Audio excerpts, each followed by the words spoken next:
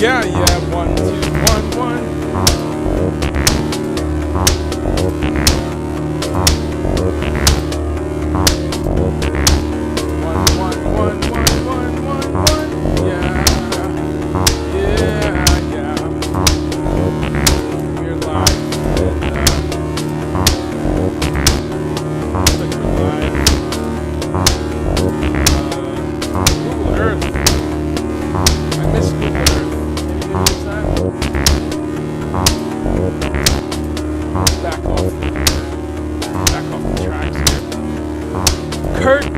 Hampstead, what up? You're right, man. How are you, country man? Let's get the vocals up a little bit. How's my vocal?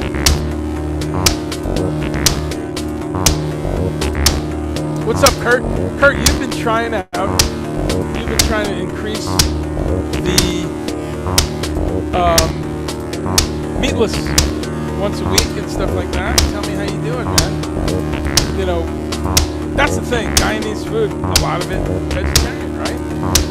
Plantains, Edo, breadfruit, channel curry, potato curry, all those eggplant dishes, all the vegetable curry, peas and rice. Amazing. Rich Gregory says, wind up your Facebook. What does that mean? Tell me what that means, Rich Gregory. How are my vocals, folks? Can you hear me? I know I got some music going. Bring that back. Bed track.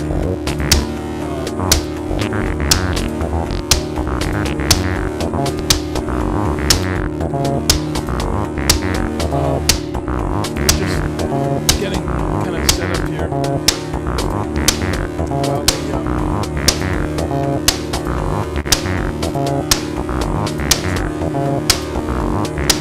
While So looks like we're live on a couple of these services. I always have to check. And let's see. Oh, haha. That's it. Dr. And Kurt, oh wow, yeah. Turn up the voice. Turn up the music. Mr. DJ, selector, mash up the place. I'm the selector, what can I say? Kurt, man, that sucks that you, wow.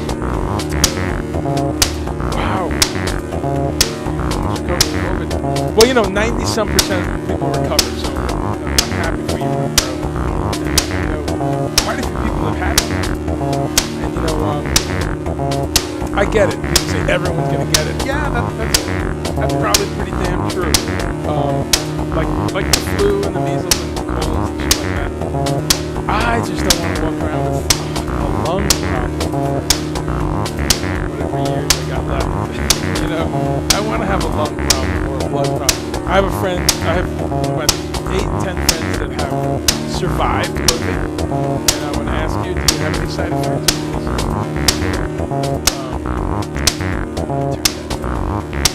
Tell me about your symptoms, Kurt, because I have a friend with blood issues, another one with heart issues, another one with neurological stuff. She's got nerve pains, all kinds of stuff. Another one, he's losing hair. Another one, he's lost sense of smell, sense of taste, and has horrible pains, also back pains, neurological pains. So I'm starting to meet a lot of people that have all this shit. Okay, so we have YouTube, see any questions up there? No one yet. And so today we've got, I always like to announce the guest pretty soon. We've got a gentleman named, the voice is too low, but the music's too high. The rent is too high.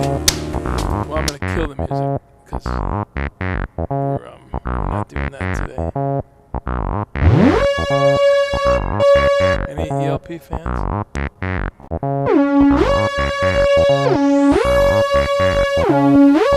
We're going to get rid of all that, though. There we go. Music for another time. I do a lot of different shows, and sometimes I do music. And some of you were here Friday night. We had Vernon Reed and David Torn, and we were talking about guitars and guitar music. So that was cool. And we were talking about creativity. So today this show is always about creativity in a way, but it's about nutritional creativity, immune building creativity. And I always say every week, excuse me, if I look like I'm not paying attention here, I'm looking over. I have another computer. Amazing, this thing still works. 2009 MacBook Pro. Knock on wood. It's badass. It's still. So I use that to kind of see my live questions on the other format, on the other not formats, on the other platforms. So excuse me as I do that. Those of you who don't get enough of me, which is hard to believe, I'm on. If I only was organized 1 week when I came on here. But my social media is Guitar Tour. So those of you who would like to check out some other stuff that's going on. And I announce stuff about natural lifestyle and this show and who the guests are. But I also do a lot of music, as you know, a lot of music interviews and performances and stuff like that. So if you want to check me out, it's at Guitar Tour. So I've been forgetting to announce that. I've also been forgetting to announce, because it's such fun, and then I go to buy some groceries and I remember I'm not working. This is kind of my job. It's becoming my job. It's my job to be a broadcaster, to be a journalist again. You know, another thing that some of you will learn soon is that I used to be somewhat of a beginning journalist in the 80s. I was in at Rutgers University. I wrote for 2 of the newspapers. That's right, the Targum, if anyone knows the Rutgers, the Targum and the Livingston Medium. And I wrote about music. I did reviews of concerts and albums, and I did a couple interviews of artists, some punk rock bands and alternative bands. The biggest one I did, though, was Gil Scott-Heron, the great Gil Scott-Heron. Interviewed him.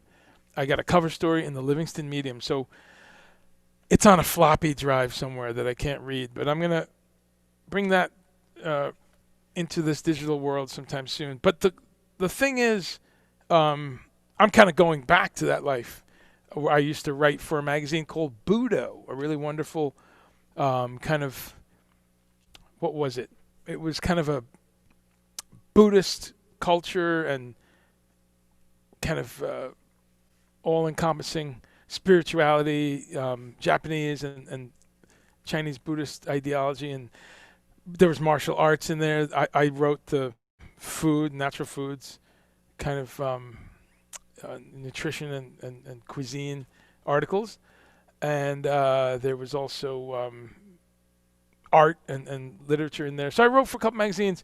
So this is all going back to the 80s and 90s, folks. Jesus, to even say that shit, it's like 30 years ago, 35 years ago. So going back to that because of COVID, starting to look for new careers. When will I get to tour again and be in a bus with 12 people, right? All of us have interacted with 200 strangers in Boise, Idaho that night and afternoon, and then we're going to be in Council Bluffs, Iowa the next night. And so touring is inherently tricky for a highly infectious pathogen. So I don't know next time I'll do that. So I'm working on all these other things. So thank you for being a part of it. So I got to remember to always do that. Got to remember to tell you that is my social handle. You can find me on Twitter, on Twitch, and on Instagram as Guitar Tour. And you can also just find my website, guitartour.net. So that's kind of my name that I use. That's my brand. That's my brand, man. You keep reading about branding. This stuff, I hate it on some level. It's really annoying, but I also love it on another level. It's kind of fun, and you get to redefine some things, you know, get the info out there. So check me out on Guitar Tour. It's a lot of music. It's a lot of this show gets announced, and I talk about things here. And all the stuff I'm doing on Make Weird Music, which I'm very excited to be part of that channel. So you can find out about that. And yeah, a little bit of politics sneaks in there, but I try to keep that on separate live chats that we do here. So that's kind of the snapshot. That's the stuff I forget to do. That's the stuff that I should put into some text. Get some of those Star Wars credits that just go by. So we're going to have some fun today. Again, KORIN Sutton is our guest today. And really cool guy. I've not met him in person. Who does meet in person anymore? I met him I was asking questions. He did a We Are Veganuary chat a little while ago. And it was really great. He was answering questions, talking about vegetarian nutrition, vegan nutrition, talking about bodybuilding. He's a bodybuilder and a lifestyle coach and a nutrition coach. So he was talking about all this stuff, and it was really cool. So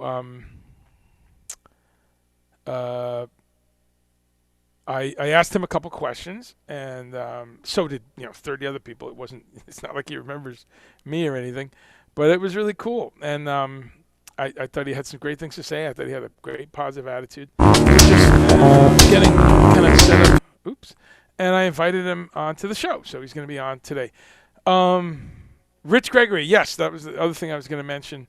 I always forget to tell people that I do this, for free. It's always going to be free, but I'm always going to tell people, hey, if you want to buy me a packet of tempeh, or buy me some brown rice, or a couple mangoes, or a bag of apples, feel free to drop something in the PayPal or the Venmo, and I'll put that up here right now. There is the why does Facebook do these weird tags? I'm going to put the Venmo and the PayPal right in here, and it's all pretty simple. It's just my name and or Guitar Tour. You can find me there. Let's see. Let's put that command.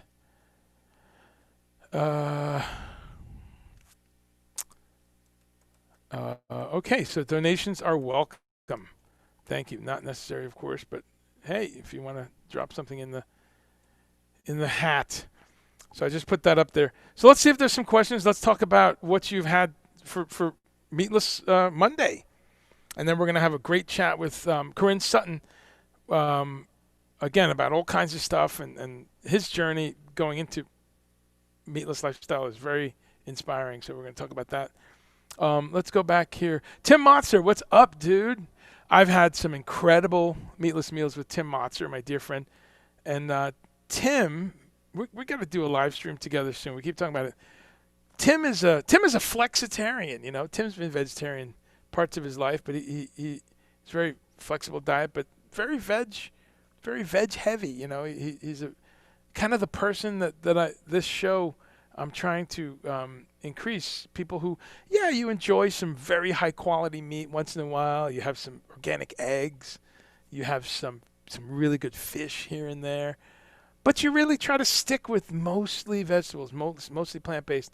That's really the goal, folks. I'm not here to scream and yell that, go vegan, man. Morrissey says meat is murder.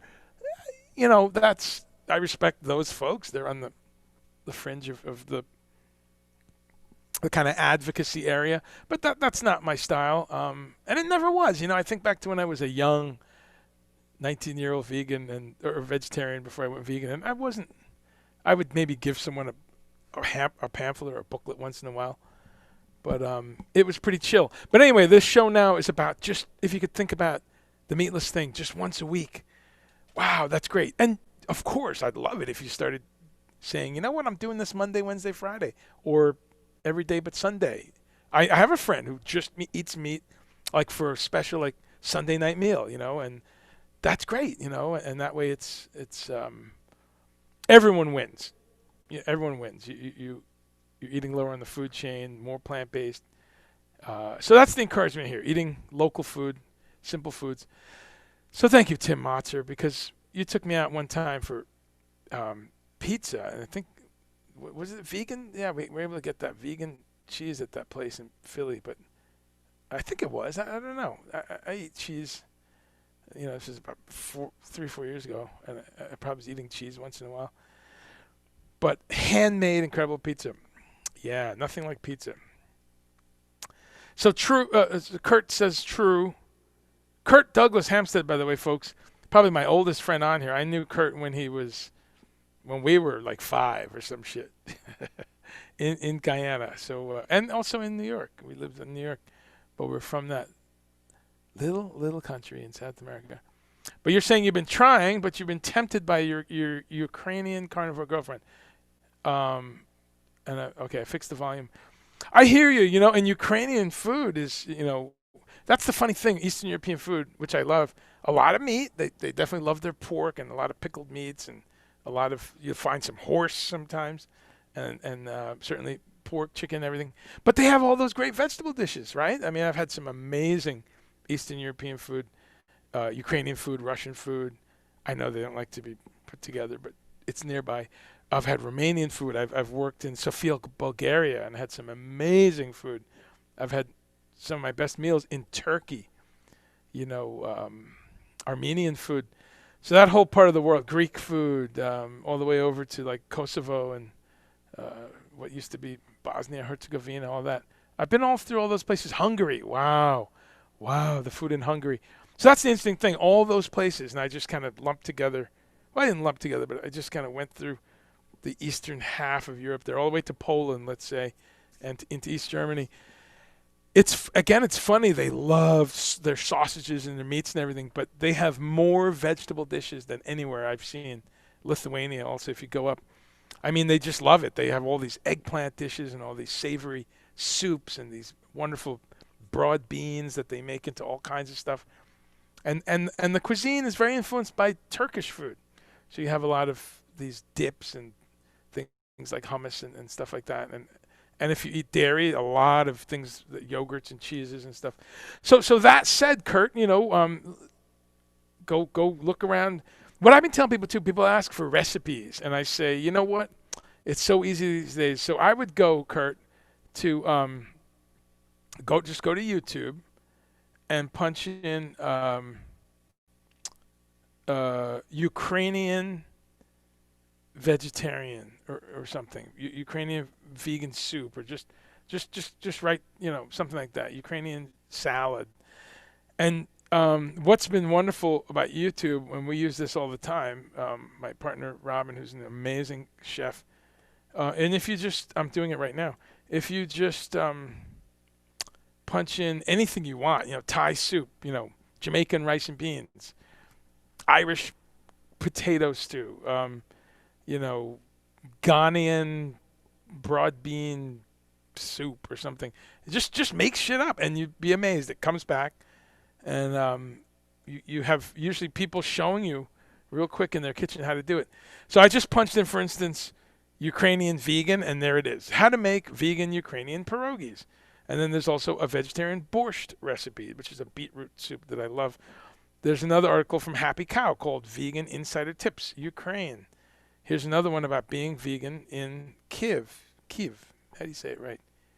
So, I mean, that's one of my things, folks. I encourage you, if you love a cuisine and you're searching for some meatless dishes, just go to YouTube. Somebody will teach you. Thank you, Kurt, because here's vegan Ukrainian blini and 5-minute breakfast ideas. Anyway, it's all there. Grandma's Ukrainian dumplings. A lot of good things here.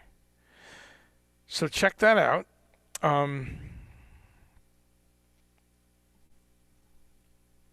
Let's see. Dr. Demento, of course. Kurt says he's late for Meatless. You forgot, and you do need to go Meatless on Monday. Thank you, bro. It's an honor to be inspired by you. It's an honor to be inspired by you, but it's an honor to inspire you to make some little changes. Robbie Mangano, what's up? So hopefully I got rid of my I got rid of the music. So you can hear my voice, okay, folks?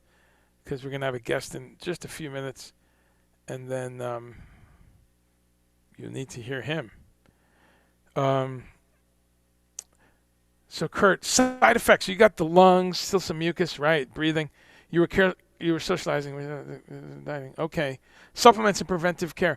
Yeah, I'm gonna do. I keep getting around to doing a bit more on the immune system for COVID. I did a few specific chats on that almost a year ago. Very proud to say, as we we're like 10 months into when this started, when we had the shutdowns, just under 10 months, just over 10 months now that we've gone. And I did a few shows back in March on basic immunity, avoiding allergens like dairy and wheat, or reducing them at least, getting a couple thousand milligrams of vitamin C a day, getting things like zinc, vitamin D I talked about, which is now in the news a lot. I talked about a B complex. I talked about maybe a mineral complex if you want to go the extra mile. Most people are quite deficient in some crucial minerals.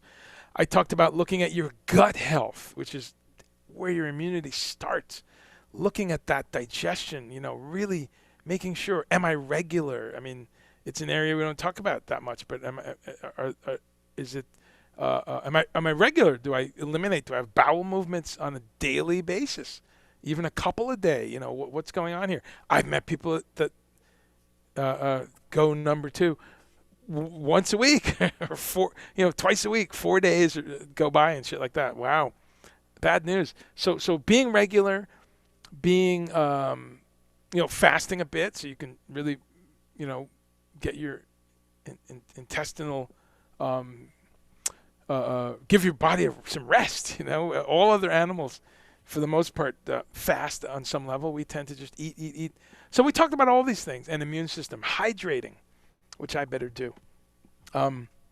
Hydrating, fresh fruit, fresh vegetables, live food, the electrolytes, the minerals, the energy, the vitamins that are in live food are unbeatable for immune system. So all of these things, as we talk about COVID, because the more, one thing hasn't changed in these 10 months. Well, many things haven't changed.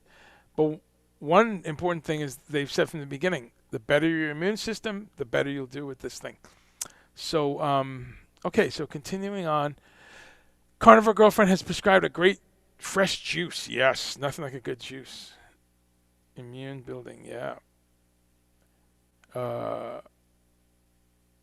Okay, yes, my PayPal is over there. Thank you, Rich Gregory, for tracking right along there. RB Kratz and Laura, yes, I put my PayPal. Christopher Lowry is listening while washing dishes. Cool. This is good dishwashing music. I almost said, here's some music.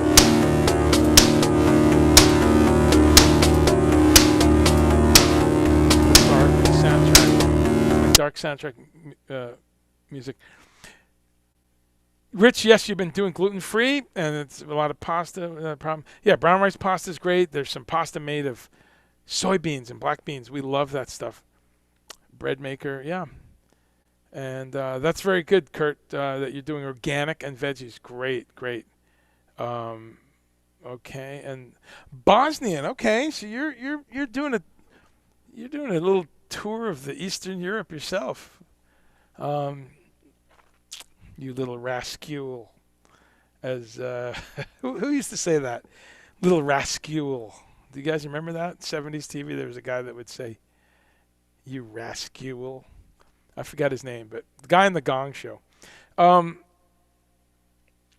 Okay, and yes, so a lot of Bosnian people are Muslims. That's right, and it's where you get some incredible foods from the Islamic culture, and there's a lot of vegetarianism there. There's a lot of people who fast part of the year, and they do certain times you're going to eat meat, not eat meat. Kiev. Rich, I used to say that, Kiev, but someone told me from there that's Kiev. I can't really say it right, but it's more like that. Kiev. Different consonants. That's great, Kurt. You prefer to be closer to vegan. This is such a great time, my friend, because, again, this stuff is everywhere. Before I get my guest on, I always like to share some things in the mainstream world. Take a look at this. Any of you all have a Costco account? Well, guess what Costco is doing? And I have no economic connection with this. I'm just reporting. But look at this. In Veg News, Costco, I'll put the link for us. Costco is promoting Veganuary, which you've heard me talk about this whole month.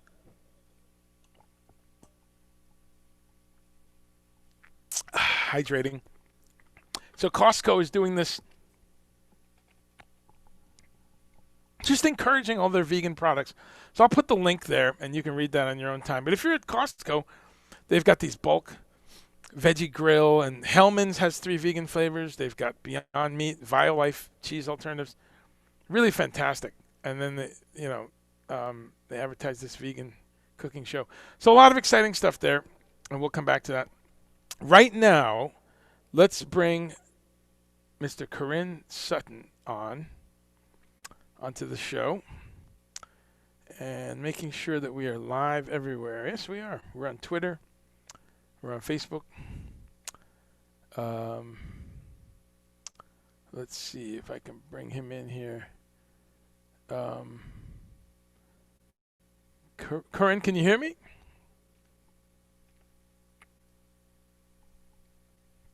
He'll be here any second. So, folks, you can drop some questions in. I see one question a comment there on Twitter. There he is. Can you hear me, man? Yeah, what's up, man? Hey, there he is. And you're enjoying a meatless Monday right now. That's great, man. So, well, great to meet you, bro. It's an honor. And tell me first how to properly pronounce your name. KORIN. KORIN. Okay, good. So we have KORIN Sutton, folks. And this is a gentleman this is the wonders of social media, by the way, because I was on We Are Veganuary, did a Instagram thing, and KORIN did that. And I asked him a couple questions, and I learned a lot just watching all the other questions. And I said, hey, man, come on out and do the show. So he very kindly did. So how are you doing today, man? Everything's good. And yourself? Doing good. Staying positive, trying to help get this positive message out. Of course, it's Veganuary, where we go a little more with folks. Yeah. Tell folks, I've introduced you as a bodybuilder, a nutrition coach, a lifestyle coach. Tell the folks how you like to be introduced to the world when you. My name's KORIN Sutton. So I'm a 3-time pro bodybuilder, also a nutritionist, online master fitness trainer, and I'm the owner of Body HD Fitness as well, which is a online fitness coaching program. That's great. Mm-hmm. That's a whole lot of stuff. That's a whole lot of helpful stuff for people. Yeah. Tell us a little bit. Take us back to the beginning, because I know you have an interesting story. When did you discover plant-based life? Tell us a little bit about that.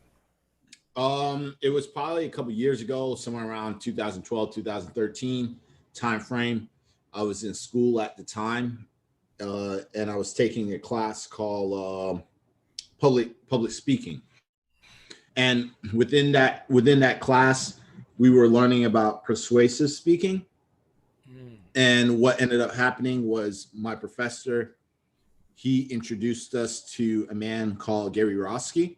So he's a vegan activist. And if you look him up on YouTube, just look up the best vegan speech ever, and you'll see him, right? And it's the same exact speech that he did, that he does on YouTube. He does the same exact, he did that same exact speech in my class live. And that was the speech that actually, you could say, converted me into veganism. Like everything he talked about when it came to ethics, medical reasons, health reasons, environmental reasons, all that stuff convincing me to go more plant-based. So once he had his spill, that's when I started my journey to transition to a more of a plant-based lifestyle. And now I've been vegan for about 8.5 years, going on 9 pretty soon. But yeah, it's been good. I absolutely love the lifestyle. That is great. Well, thanks. And I pulled that up. I will watch that, Gary Yourofsky, and I'll put that speech on the chat here. Best speech you'll ever hear, right? Yeah, that's setting the bar pretty high. But it must have been an incredible speech. It got you going down that road. Now, before that, were you kind of veg friendly? Did you eat vegetarian food once in a while? Like, what was your? Yeah, I mean, before I ate meat. I ate meat just like everyone else. I was in the military for about 8 years. So I was in the United States Marine Corps for about 4 years, fully active service. Wow. I also deployed to I also deployed to Iraqi Freedom 3 and 4. And then after that, I got out and did another 4 years in the United States Navy Reserves. So Wow. during that time period, I was in the reserve time. During the time period I was in the reserves, that's when I was going to school full time at the same time. And I was eating meat just like everyone else. I was a little bit more health conscious, like I always tried to stick with mostly like lean chicken breasts and turkey breasts, tilapia, salmon, egg whites, things like that. I mean, I always try to stay. I was pretty health conscious. I would try to balance my meals with like some plant-based foods, like and when I say plant-based, like your sides, like rice, beans, a lot of rice and beans. I know I used to eat that a lot. When it came to the vegetables, I will always put that on the sides. I always knew vegetables was important, but I didn't know I didn't know like the like how important it actually played when you eat a larger amount, and I didn't understand how different vegetables or fruits played when it came to nutritional science. I just knew like it was a lot. I like calling it bro science, just things that you see on magazines and stuff like that. And because during that time, I wasn't really during the time I was doing fitness training, but I wasn't a nutritionist at the time. So so even with the fitness training background, like I wasn't that knowledgeable. Right. In the middle, I'm trying to think back because I'm mixing it all up. I think that because there was a part in the time in the Navy, I had my other business, but then there was another part when I was doing the fitness training. So, but at the end of the day, regardless of how the story is, like I was consuming meat, and I was eating steak, pork. I mean, I probably do that during the weekends. I would stay away from pork a lot, but not that much. I mean, I still ate it, but I mean, it was pretty bad. I used to eat a lot of meat though, overall. Right. Mm-hmm. Okay.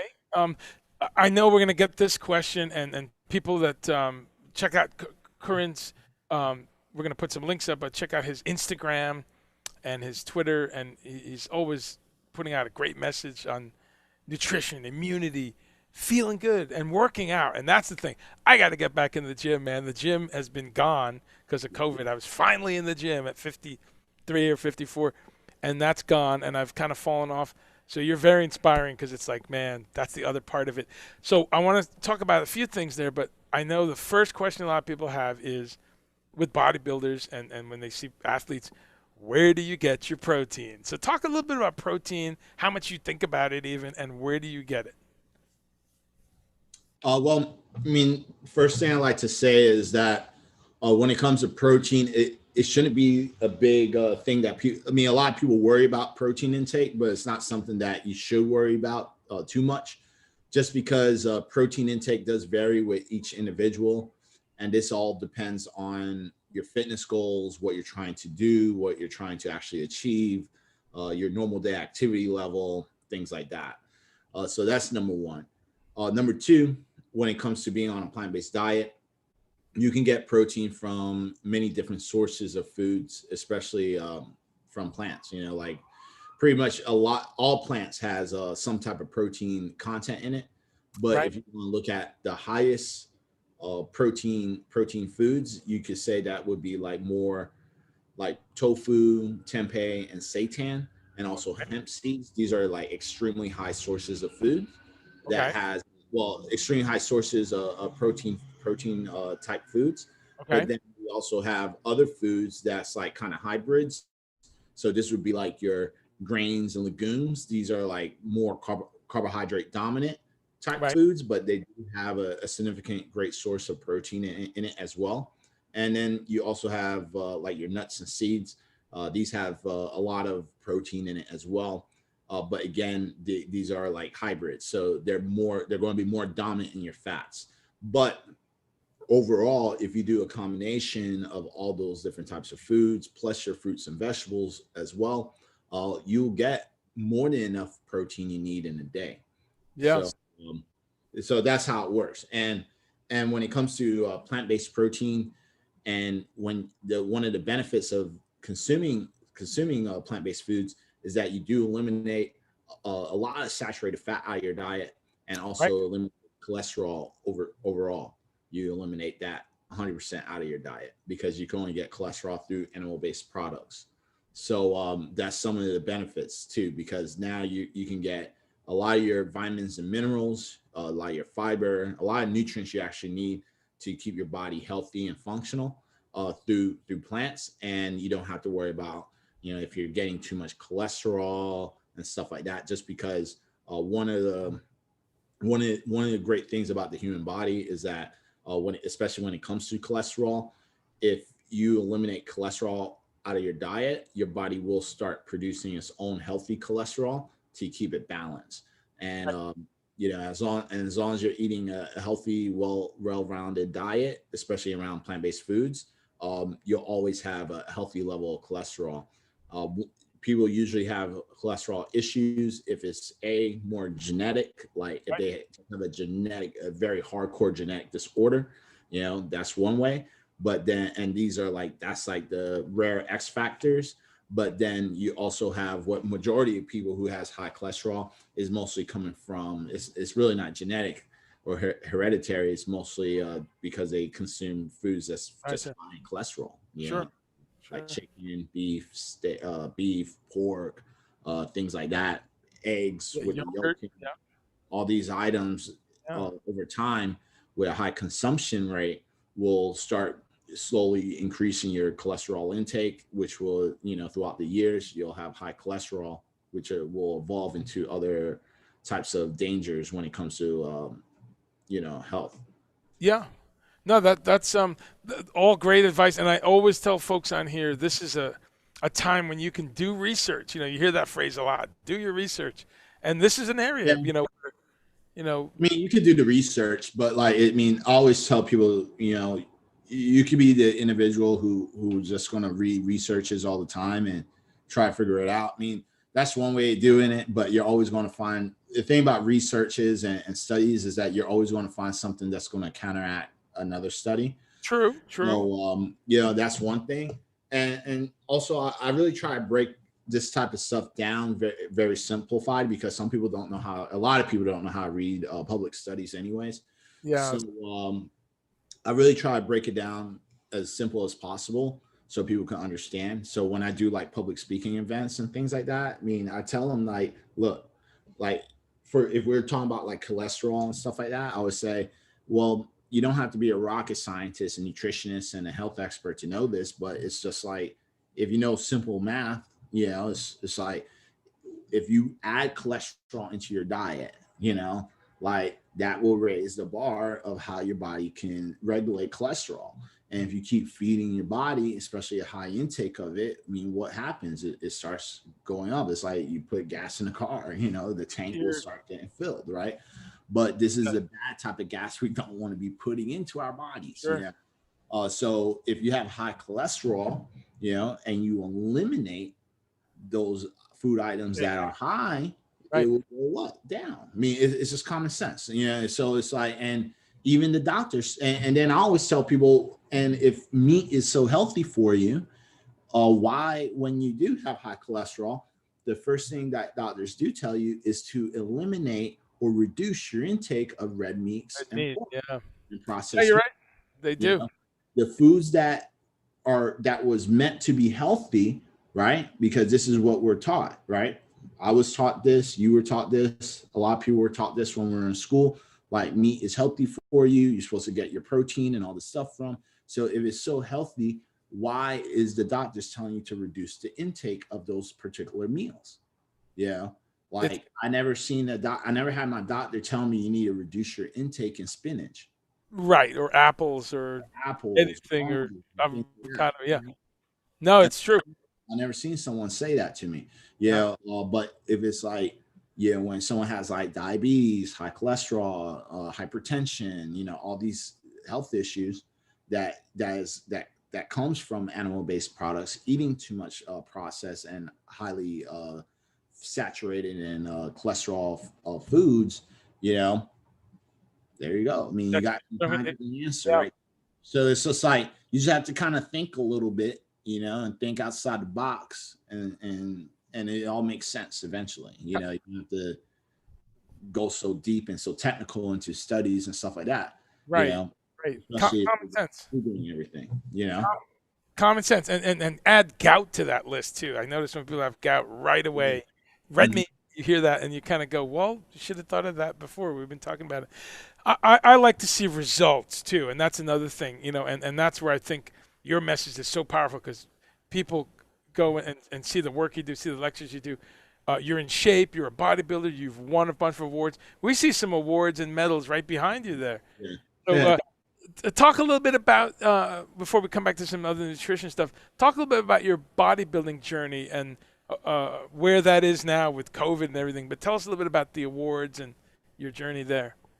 Yeah, so with the whole bodybuilding thing, I mean, I've been doing that for about a good 8 years, and that's mostly because there's a lot of reasons why I got into bodybuilding. One of the main reasons is because I wanted to do something to advocate for the vegan community, and I'm not the best guy to, be in activist groups and talk to people like how some of the top activists that you see online, like Joey Carbstrong and stuff like that. Like, Right. I just don't have, truthfully, I don't have the patience to deal with people. Right. Okay. So like, so so I wanted to do something that I know, like, I can show people, versus like sitting there trying to talk and convince somebody. Like, I could do that like on a one-on-one chat, but like not like in public like that, talking to thousands of people each day. So I picked bodybuilding because it's a great sport. It's also a sport where when you hear the word or the term bodybuilder, or what it needs to take to become a bodybuilder, everyone thinks that you need to eat a lot of meat. You have to eat a lot of meat.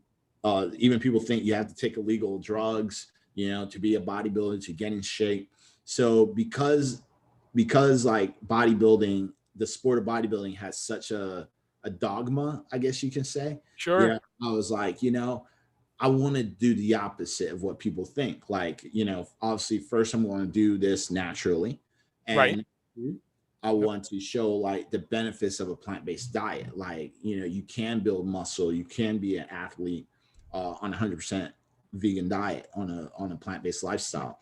Yeah. So that's why I chose it. And then once I got into the sport, I started winning shows, and I think like 18 shows later, 8 years later, like you see like this whole case of rewards, and back in November of last year, October of last year, during the whole COVID, actually the sword with the 4 medals on the wall, I won that. So I won first place in the NPC Grand Prix. Okay. So I won first place in that, then a couple top places as well in different classes. So just to show again and prove that, and the reason I did that show is just to prove that first, obviously the vegan diet works, but then at the same time, I didn't allow environmental factors to affect my health. Like I took it to the next level, like just how you see other athletes playing different sports. Like you see basketball players are playing, football players are playing their sports. Like the top athletes, they're not sucking. They're winning. They're still winning. They're still playing. They didn't make an excuse about COVID. None of these guys did. They want to play. They want to be in shape. They want to, do their thing. So it's the same thing with this, but it's only but mine is a little different since I own a company and I'm trying to influence people to be healthier, not for, pure entertainment. But for me, it's like to represent health and wellness. So when I show people that and say like, look, while some people are gaining weight and making excuses about COVID, like, oh, I used to go, I know you just said it, but like, it's very indirected, right? Yeah. No, hey, guilty, man. You know. But very, very indirect about what I'm about Yeah, to say. But like people make excuses. Like people tell me, like on the phones all the time, like, yeah, you know, like COVID happened, I had a routine and I right. stopped. It's like once one little thing changes in their environment, in their reality, it's like I feel like the first thing that goes is fitness. It's just like it's a turn off switch. They just Yeah. they use it.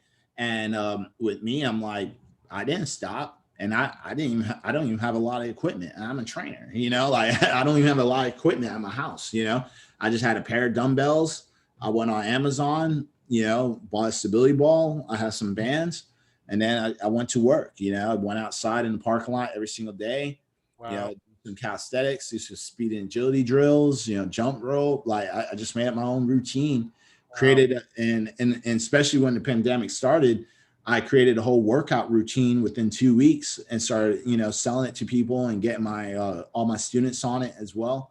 So they don't have that excuse either and say like, oh, I'll have nothing to do. The gyms are closed. Like, nah, you just need a minimum of equipment and just need to train. And when it comes to the food, you just need to eat healthy. Especially now, you should be eating healthier. Like Well, that's while the thing. Yeah. yeah, while everyone was in the store buying all the junk food like pasta and toilet paper in the food aisles, right? And potato chips and crap so they can sit there and watch Netflix and binge, right? I was in the produce section, which was fully flourished of food. Yeah, no one was touching that. But and the funny thing is that the true medicine is right there. Yeah, the true Still medicine medicine, is bro. right there, No, and the things that's that's true. all in the aisles. You know, Very it's true. all in the aisles. And I was in the medicine section, the plant, all the real plant foods, doing grocery shopping at ease. You know, I had enough tofu, I had enough seitan, enough kale, carrots, bell peppers, onions, nuts, all this stuff. I had enough food to survive and actually boost up my immune system. Yeah. And while everyone was talking about COVID and vaccines, I'm talking about foods that's going to help boost up your immune system. We're all trying to figure out what's the best way to destroy the disease. How about we try to find a Sure. way to prevent it in the first place? That's it, man. No, that's very inspiring, and I'm glad people are hearing that Yeah. from an expert. And you know, also it's inspiring the idea of what this thing of excuses, because I'm very happy that while I fell off on the exercise, stayed really focused on the food, and actually said, you know what, not a time, bro, to be eating chips and Mm-hmm.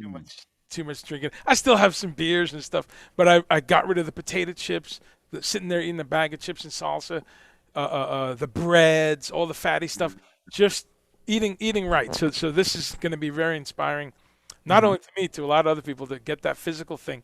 So the bodybuilding, a question I always have, because I've always been fascinated with the vegetarian athlete side, of course, being vegetarian for about 30, 37 years this year. It will be.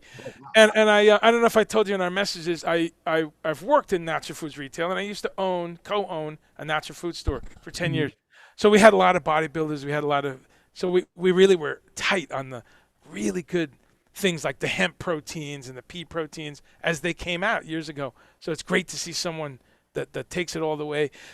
Here's a question in that realm. Tell us a little bit what it's like in that environment, like when you're around some of these other bodybuilders that are still on the whey and the heavy kind of, I think, undigestible stuff. Because I used to get the bodybuilders coming in the store and they're all on whey protein. Most of them had stomach issues. Most of them had a digestion problem from that. Not everyone, but most of them, there was some trade-off. Joint pains. They were, big guys. But I found that the ones that were keeping with all those collagen and whey and all that animal-based stuff, they always had some kind of problem. Talk to us a little bit about the community and how you've impacted maybe some of your colleagues, if so. Well, I mean, I would say now, like I know in the beginning, it was just a shock to a lot of people when they found out I was vegan. But then now in the present, I have more people come up to me, and when they find out I'm vegan, they would say like they changed some of the supplementations they're doing. Maybe they reduced their meat intake, not doing it so much. And I think that's mostly because like because the movie Game Changers came out, and you Right. had Arnold there, speaking about like, because I mean, if no one doesn't know Arnold, I mean, like one of the best bodybuilders in the Arnold world. Schwarzenegger talking about plant-based. I mean, that was it. Yeah, I think that once he actually stood up and spoke about it in the movie, because he talked about it a couple of times in articles and stuff, but I don't think it wasn't getting enough traction. But once he said it in a vegan movie, like and he's not even vegan now. Like he's not even vegan, but he mostly consumes a plant-based diet. Like I think somewhere around 80 and 90% of his diet is still up is plant-based. Plant-based, great. But he does promote it. Like he promotes people to do a plant-based diet, even though, he's not 100% himself. But during the time when he had a lot of issues, like he had a lot of heart issues, he was living that plant-based lifestyle to the T, because he wanted to reverse a lot of the symptoms that was happening.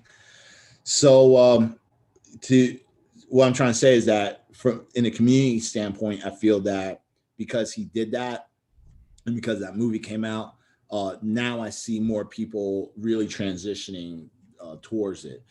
They're not 100%, but they definitely reduce their intake.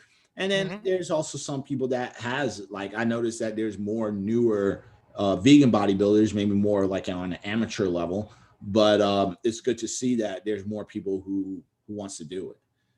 So Yeah. that's what I notice mostly from the community.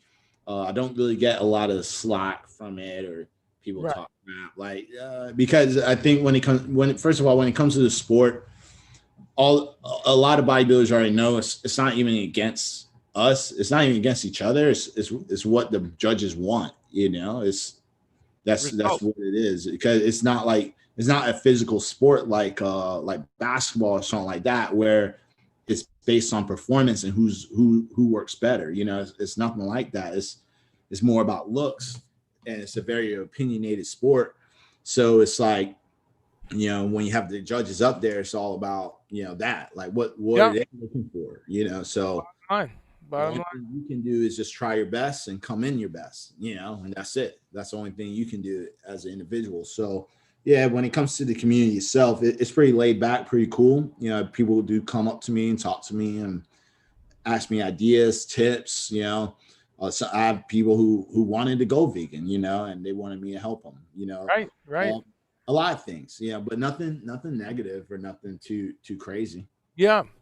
And what a change in time it's because when I was getting into retail, early '90s, you would read about like Sixto Linares. That he was the you ever hear of him? He was the Ironman triathlete guy. You ever hear that guy? It's going back. No. Yeah, late '80s, '90s. Yeah, Sixto Linares was this guy's name, and I remember he was one of the only ones. But he won the Ironman triathlon like 6 or 7 times, and like Arnold showing up in a movie, people turn heads. They go, "Wait a minute, Iron Man? I thought this was Yeah. rabbit food." So he had this kind of. So what's a typical day for you? Let's say it's a day that you're doing some training. Give us an idea of kind of your first meal and your lunch, kind of, to get your balanced. Well, I mean, lately, be honest, it's been a little boring. It's nothing too crazy, just because I'm very, very busy. So, for me, I would have, like, for breakfast, maybe 2 sandwiches, like vegan sandwiches with some with a smoothie that's built up with like blueberries, bananas, strawberries, and 2 scoops of plant-based protein, Okay. and tons of kale, like Oh. probably 8 cups. In the shake, kale. All in the smoothie. Yeah. Okay. But I fill up the blender probably like 80% of kale, and then everything else is on top. Yeah. Interesting. So just because like kale is a great superfood, and there's Love tons it. of vitamins and minerals in it. It's a huge anti-inflammatory food as well. So that's one of the main reasons why I fill it up so much, just so I can hypernourish my body. Mhm. And then everything else is just for like get other different vitamins and minerals like vitamin C and K vitamins and potassium, calcium, all that stuff. So I do that. Then throughout the day, I mostly fast and probably have some tea and water. And then for dinner, I'll have like seitan, some sweet potatoes, brown rice, and black beans. So Okay. I usually end it off like that. Basic. But Basic stuff. very basic, just because I've been really busy. So when I'm really busy, I stick mostly to like my meal preps and like bodybuilding type foods. Right. I guess you could call it that. I mean, it tastes really good to me. It's like a Buddha Yeah. bowl, stuff like that. Like it's Oh, really good the food. best. You know, I try to keep it very basic, very simple. But then when it's the weekends, I usually eat out just because I kind of tend to the same meals like Monday through Friday. So okay. and it's just easier for me because I mostly eat for conveniency. I'm just very busy and Right. I really don't care about like all this different type of variety. Efficiency. So Efficiency. yeah, just do that. And I'm getting a lot of different foods anyway, and it's pretty good. But then, yeah, on the weekends, I'll probably go out, probably have half of the meals that I just said on Saturdays and Sundays, and then the other half I'll have I'll go out and eat. But something that I do is I count macronutrients. So Okay. it's almost like counting calories, but you're actually counting how much food you're actually eating from like protein, carbs, and fats. Oh, okay. And, so this is just a more advanced way, more conscious way of eating, and this is what I teach my students to do as well. So when you understand nutritional science when it comes to eating different types of foods, you're more eating because of health and wellness, not just because of taste. You Right. know, you're more, and then when you do want, if you want to have different types of food, you have the freedom to do that, but you can see how much nutrients you're actually getting for that day. So It is. it makes you more conscious on the choices of foods that you eat. So, like for example, if you were following the program and I gave you something and you wanted a bag of potato chips, like you can make it fit in your diet, that's fine. But maybe you won't eat it because when you see the nutrients that you get from it and it says zero, Right. you're like, is it worth eating the Sure. bag of potato chips right now? Because I'm very low in vitamin C. Yeah. And I want my vitamin C to go up a little bit. And since potato chips is a carbohydrate, it's mostly a carbohydrate food, right? Maybe maybe you might switch that out to like a fruit salad. Okay. And You know? how is it to just bake a potato? Get a good organic potato and just have that with a little olive oil or something. Yeah, Is I mean that's fine because it's not fried, it's not heavily fried. right. So yeah, I mean you can have a baked potato, and slice that up. You can even throw it in the air fryer, and make it like Right. you can make it like fries or something like that, or make it into chips. Like you can, if you then slice it and then you just throw it in the air fryer.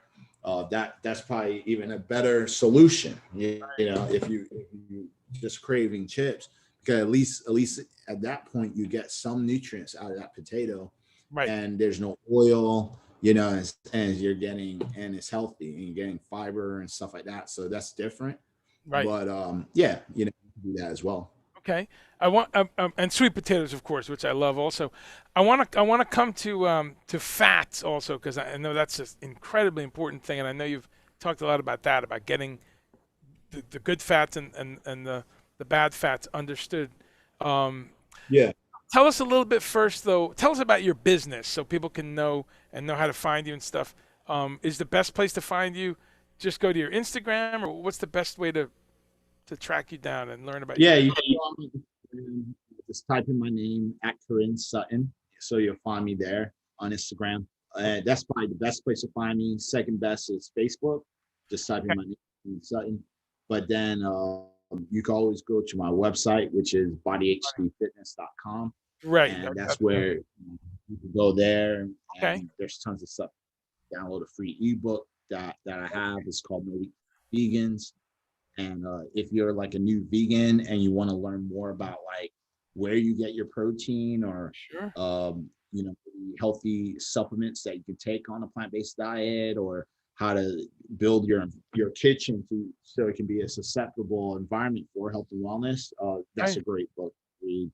Okay. It's a quick read through. I try to put a lot of pictures and very little text. I know how people don't read anyways. So Yeah. I try to make it as kindergarten as possible, but with adult information. Okay. With the real information. Yeah. Okay. I'm gonna add that right now to the chat. And then okay. So on the website, see any okay, some YouTube. See if there's any questions here. Someone was asking, Will, who is a longtime vegetarian. This is like maybe the second most popular question. B12. What do you take a supplement? What's your thoughts on B12? Can we get it in tempeh? I kind of hear a variety of things. Spirulina, tempeh. What's your thoughts on B12 and how much do you? With B12, I feel that it is a necessary supplement that you should take for everybody, not just like because you're vegan or vegetarian. I feel even if you eat meat, you should take B12's vitamins because there's as much like there's more cases of B12 deficiency in meat eaters versus vegans, and that's what a lot of people don't know. And that's only because they're not eating the proper types of foods to get the B vitamins. So if we're looking at like a plant-based diet, I highly recommend taking some type of supplementation. So you have supplements, obviously you can get your B12s from. Right. Then you also have certain food like superfoods and stuff that has B12 in it naturally, like your dark leafy greens will have it. Also, you have fortified milks, so like all your nut milks and things like that, like almond milk, rice milk. They usually have B12 in it as well, and a lot other B vitamins like B6 and stuff like that. And then you also have nutritional yeast as Okay. well. Right. I like that. B12, but you can definitely find it a lot in a plant-based diet. Is as long as you're eating mostly a whole foods plant-based diet, it's very easy to get your B vitamins. But again, I highly recommend it even for people who consumes meat as well. They should be taking it. That's great. That's great.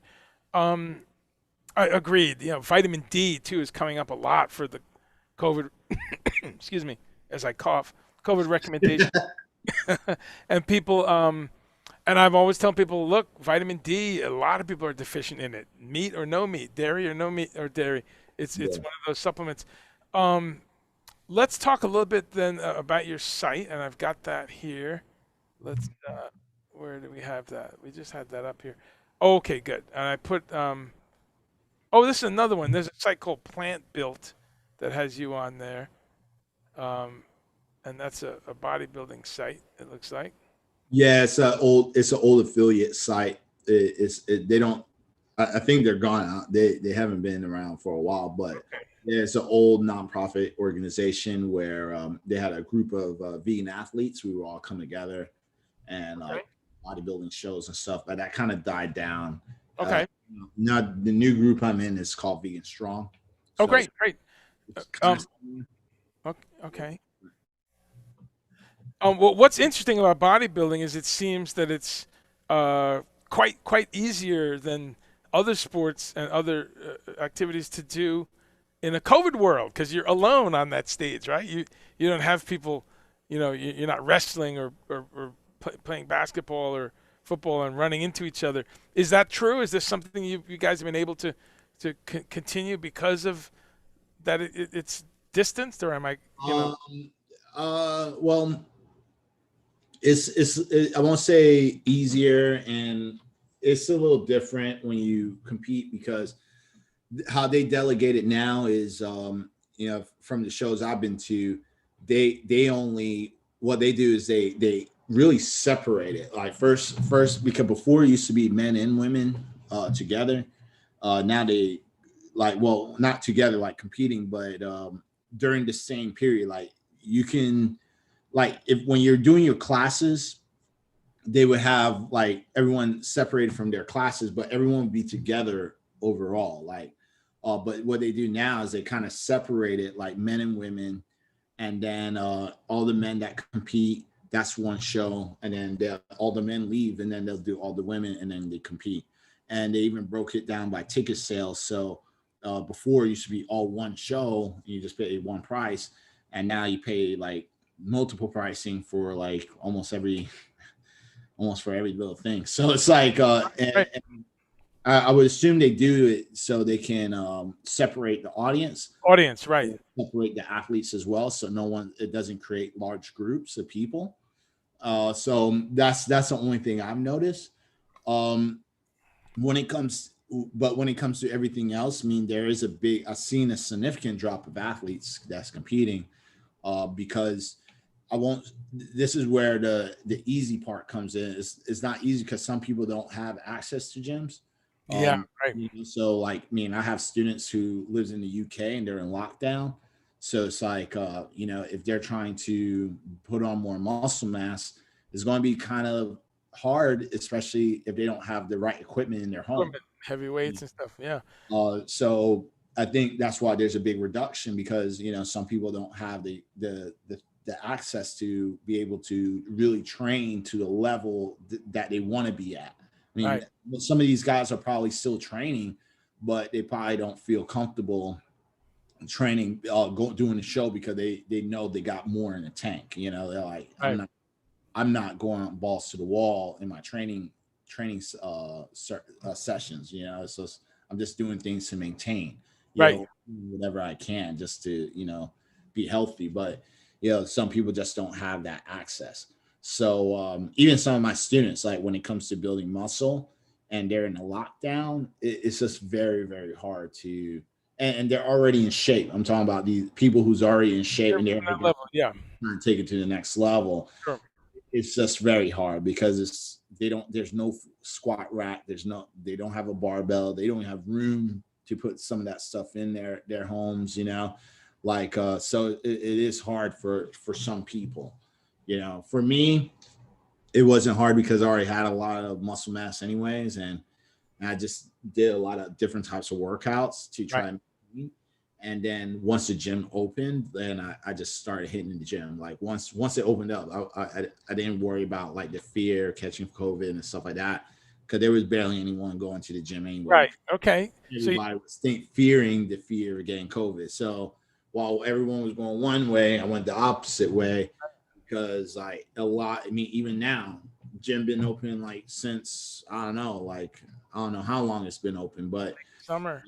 for a good minute, and Yeah. even still now, the gym is still empty. It's not. Okay.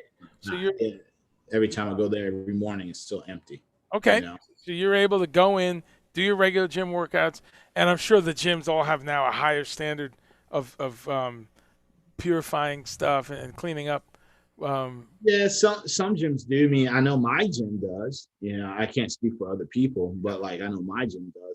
I go at Equinox, so Okay. it's a higher level gym. I mean, they even did an article, just to give you an example. They did an article on the news saying that their gyms were cleaner than the hospital. Wow. So just to Okay. give you an idea Sure. how Sure. clean it is, like they're constantly cleaning everything. Yeah. So and they want you to clean up behind yourself after you sit on the Of bench. course. Right. And because it's a higher level gym, you know, I mean, I hate to say this, but because it's a high level gym, the people who do go do take care of the equipment and they're very clean. Okay. No, that's good. That's And when you go to other gyms, which I've been to, another story. okay. Yeah. Yeah. Totally Well, not. we get what we pay for. Yeah.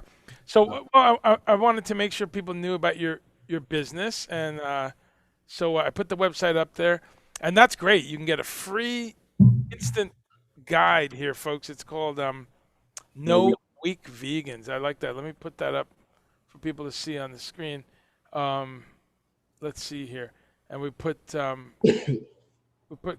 Corin's website up, and there we go. So you just sign up, get your email in there. I will do that. Get a copy of that, and then he's got email list. He's got different programs. I mean, there's the results, folks. This gentleman is in shape. he's this is, it's really revolutionary for people to wrap their mind around too. That again, it's not about a bunch of steroids and meat-based collagen and whey and protein and all this. This is plant-based, folks. He's got all the details there, email and text support. Corinne, you have students around the world right now? You have, Yeah, if you go to testimonials, you'll see majority of them, a lot of them actually. wow, look at that. And so it shows where people are from, or Hmm. just a variety of people. Look at this, folks. These are some of his students. These are people he's helped dramatically, and looks like it's people around the world.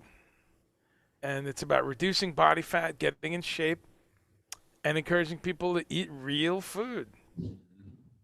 This is great. Some of these awards and stuff. So please, folks, I urge you, you know, if it's January, that's why I figured let's do this here, because we all make some promises in January, right? We all kind of say, all right, let me put this back together. Talk to us a little bit about the supplements. Is this something that you have developed? No, so No. Clean Okay. is it's an all vegan sports supplement company that I'm sponsored with. Okay. So become a sponsored athlete. So yeah, it's one of the companies that I'm sponsored with, and it's really good stuff. One of the benefits of Clean Machine, and I've been with them for about good 7 years. When I started bodybuilding, I think after my second and third show, they wanted me to be under their company as a primary sponsor. Sure. But one of the things about the company is that there's no fillers, no chemicals, no artificial flavors. Okay. Everything is 100% natural. They use Great.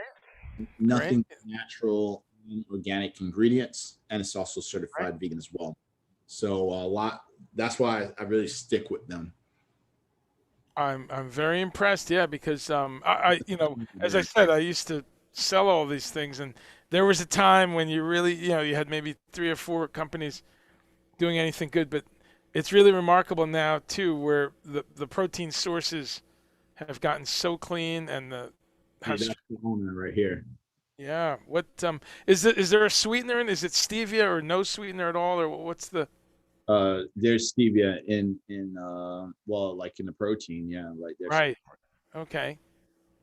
Yeah, very very impressive stuff, and that's good. Getting the sugar out is definitely an important thing lately. Okay, good. So people can again just go to the site on their own. There's all kinds of really great info here, folks. There's videos. You can see other interviews. Here's a recipe. Here's Corinne's tofu stir fry. So I get a lot of questions on here. Well, how do I make it? And I always tell people go to YouTube, because you know you can find it there. Here he is showing us.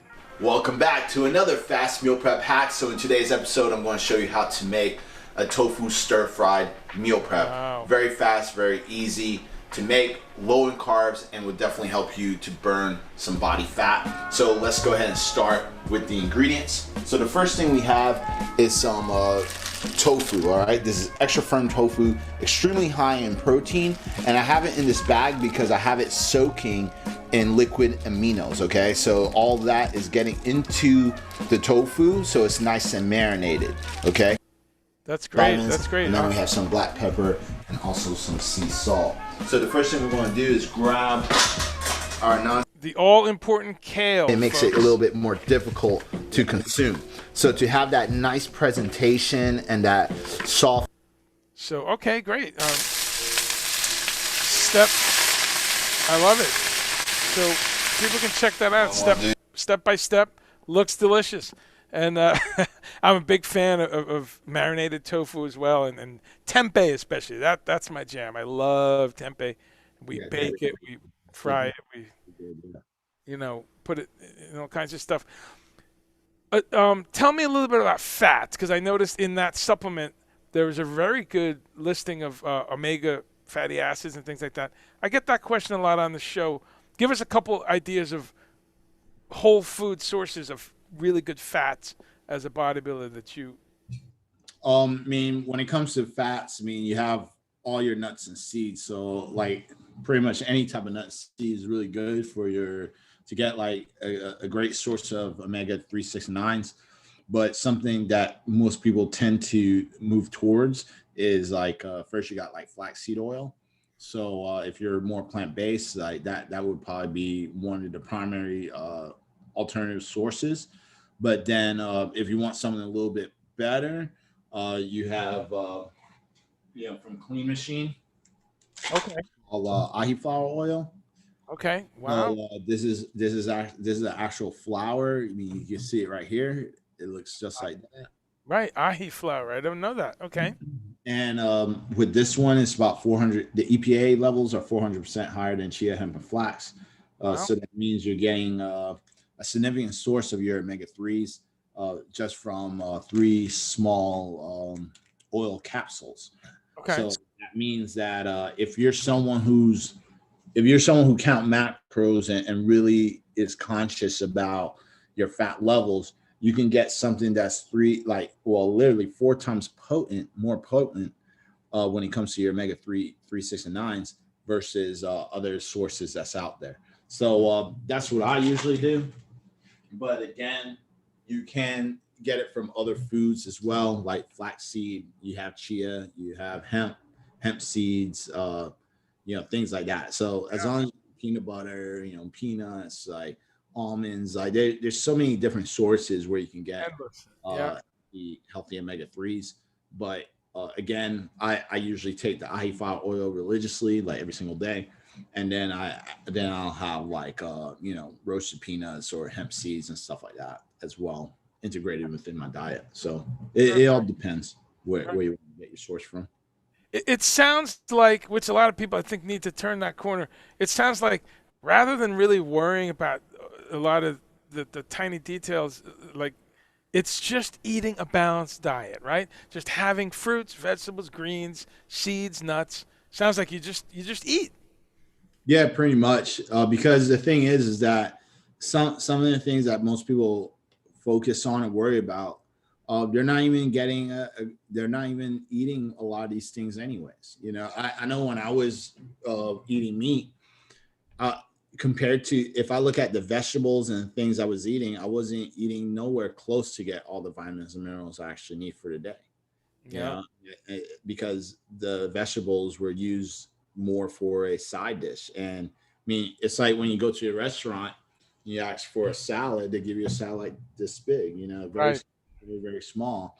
And if anyone knows the nutrients of romaine lettuce, it's like, first of all, romaine lettuce is like the cheapest vegetable to buy on the market, right? So because it's barely any nutrients in it anyways, but that small amount isn't a lot of vegetables. Like it's not going to really, it has nutrients, but it's not a lot at all. Like it's very, very little.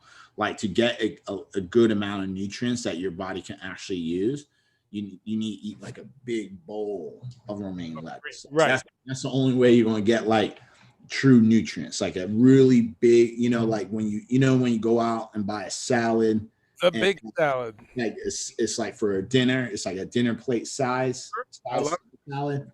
That's the type of salad that's actually going to nourish your body. Yeah, that's good vindication. That's what I stick with. I mean, big bowl and like a whole lot of romaine and but then also arugula, kale.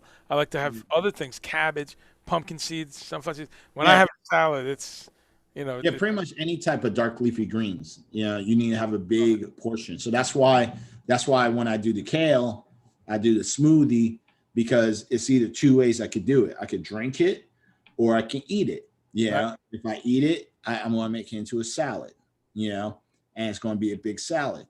Or I could drink it. And like I said, right now I'm doing mostly things just for pure conveniency. So like, then sitting there trying to chow down a big bowl of kale, I'd rather just slam a juice where I got I pretty much, like I said, I have 80% of it is kale. Then I have a whole banana, a couple blueberries, a couple strawberries, 2 protein powders. If I separated all that, it would still take me a long time to eat it all. But and I probably get full faster in the process. Right. And versus like if I just threw it into a blender and made it into a smoothie, I could just pound that real fast and then get to work. Yeah. and my body's gonna get all the nutrients from all those everything that I just blended up. Yeah. Yeah. No, there's so many great takeaways from this, my friend, and so many inspiring things. That's another one for me. Immediately, I'm getting back to the shakes because we've got the incredible blender, two of them probably, but a real nice one. I forget the name of it, but the really cool one, and we have some pea protein, hemp protein, but it's time to get back on that, and you remind me that putting some kale in there, putting some charred dandelion greens. I love all that stuff. Um, you said something interesting too when I asked you what you had today, and you said, a couple sandwiches, do the shake, and then you fast. So I'm doing some intermittent fasting right now, where stop eating at 8 p.m., don't eat again till noon, and that's been helpful. Tell us your thoughts on intermittent fasting and fasting in general. Do you do any fasting for 5 days or anything like that? Well, I'm not really that knowledgeable in the fasting area. But I mean, the only reason I do it is just because when I work, I just have more energy. When I'm not when I have nothing in my stomach. So that's why I have like a big breakfast and then I fast throughout the day and then I have my lunch, my dinner. When I'm done with work, really the only reason. It's just that. Like Sure, it has sure. nothing else with all this other stuff that people talk about. Like it's really just that. like Right. like Okay. that's the thing. Now there is some benefits of it, but then I also read there's some negative effects on it as well. But that's what I do, and that's why I do it. Now, I always say when it comes to other people and they want to fast, they have to have a purpose why they want to do it and the reason behind it. You know, but I'm really not that knowledgeable around the fasting stuff. Okay. It's just Yeah. something that it's really just a personal choice of how my body processes foods, really, and I feel Okay. comfortable that way. Yeah. Yeah. And so you're real busy right now with the clients and with training and things like that. Have things bumped up because of COVID? Are you finding a big increase these last 10 months because people are home and or have you always been this busy the last 5 years? It's always been busy, but I mean, my business it has gone up because of COVID, and I think mostly because people are at home doing nothing. So obviously, when people are home doing absolutely nothing, watch time on social media is going to increase, and that's where I get majority of all my clients is through social media. So when people are just browsing and scrolling, and they want to do something, Right. so I Yeah. might pop up on their feed and then they want to do something else with their life, then Sure. just watch Instagram. Also, you have people who wants to, they have nothing else better to do, so that they're sitting there and they know they're getting heavier, they know they're getting fatter, they know like what they're doing isn't right. I think a lot of people know what's healthy and what's not healthy, especially when it comes to habits. I think we're all adults and we know that. So it's just when it comes down to it, it's like people want to do something about it, Yeah. and like health does play a role in it. Sure. So, yeah, business has increased because of that, and it's still I think even now, even with even now it's still doing well because Sure. now I feel that more people are leaning towards a plant-based diet this year versus any other year, just because of the pandemic, and people know, like, now people are waking up, like, people are hearing the news and they're seeing things on social media where other doctors and plant-based professionals are talking about zoonotic diseases in general, not just pointing fingers, Right. saying like, oh, well, COVID came from China and it's zoonotic. It's like, yeah, but it's easy to point fingers at one country. I always say when you point your finger at somebody, you got three pointing right back at yourself. If you go like that, turn the hand around, you got three pointing right back at you. Yeah. Because in the United States, we have some of the biggest wet farms in the world, and Hog farm. I think like when COVID hit the meat industry, they had to shut it all down. Like, it's like because it's a breeding ground. Like you don't think blood, guts, bacteria, shit, all this stuff doesn't breed. Like viruses and stuff. It's a breeding ground. Absolutely, And absolutely. thousands of animals like that, like it's ridiculous. And the reason we don't think about it is because we don't see it happening. Well, that's We don't it. see how it's being transported and brought to the slaughterhouses. We're not seeing all that stuff. So it's easy to just hear someone speak that and say something like that when there's no, if you don't see where you're getting your meat from. It's very, very easy to point a finger. But I think a lot of people are finding out the truth and learning that, zoonotic diseases it comes from animals in general. If the flu is called the swine flu, where do you think it came from? Do you need a thesaurus, to know what swine means? Pig, Yeah, it's they link to the pig, mad cow disease. sure. And When man, that pandemic happened, yeah, where do you think that came from? Did it came from the giraffe? Did it come from the monkey? It came from the it's cow. yeah. Even AIDS. Look at AIDS. We could then there's Somewhere, right? monkeys and stuff. Yeah. However they did it, they Yeah. mashed the monkey or they ate the meat. I don't know. I heard so many different stories. Right, But right. We're not sure. How it came in existence. It came from a monkey. Exotic, yeah. Ebola also Yeah. jumped over. Ebola, bird flu, so it's just like how many, some people like to say they believe in God and all this shit, but I always kind of say straight up, well, how many times God needs to send a sign to you guys to say all the super bugs and viruses is coming from the shit that you eat? If that's your the last thing he has to do is just come off the stone himself and just say it in English or every single language so people can understand. But it's like he's throwing signs just about every couple of years, and that's people get it. That's a great point. Yeah, if that's your cosmology, then listen to these messages. Yeah, I agree. Folks who are on this page a lot, and I'm going to see if we got some questions. Folks that come to see my show here are very used to this because I usually do a little report on the COVID outbreak in the animal slaughter plants, in the plants, the chicken and the beef plants. So that's something that I'm glad you brought up because we talk about that here, and it's been a lot of them because they're in very close conditions in some of those Tyson foods and all those type of things. So I'm glad you brought that up. Let's just let's. I know you got to go, so let's wrap up and just see real quick if there's a couple questions.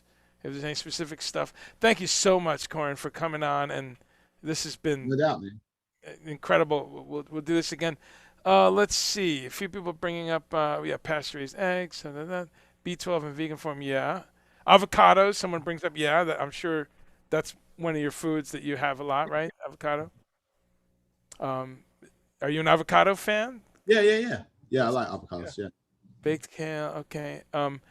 And someone's asking a little bit about the ahi flower oil. So that on your website is that supplement company makes that ahi flower oil? Mm-hmm. Yep. Okay. And I think if Frank, I'm gonna go research it too on his site. But it sounds like you said it's just a higher, more potent omega-3. Okay. That's great. I mean, that's the thing. For example, like 1 tablespoon of flaxseed oil, fish oil can range up to 14 to 16 grams of fat, maybe even 20. Wow. The ahi flower pills, you're getting all the omega-3s, and it's 4 times higher. So you're getting a lot more nutrients from it, and it's only about like 2.5 grams of fat. Okay. Just a thought. No, I'll be researching that and try to add some in.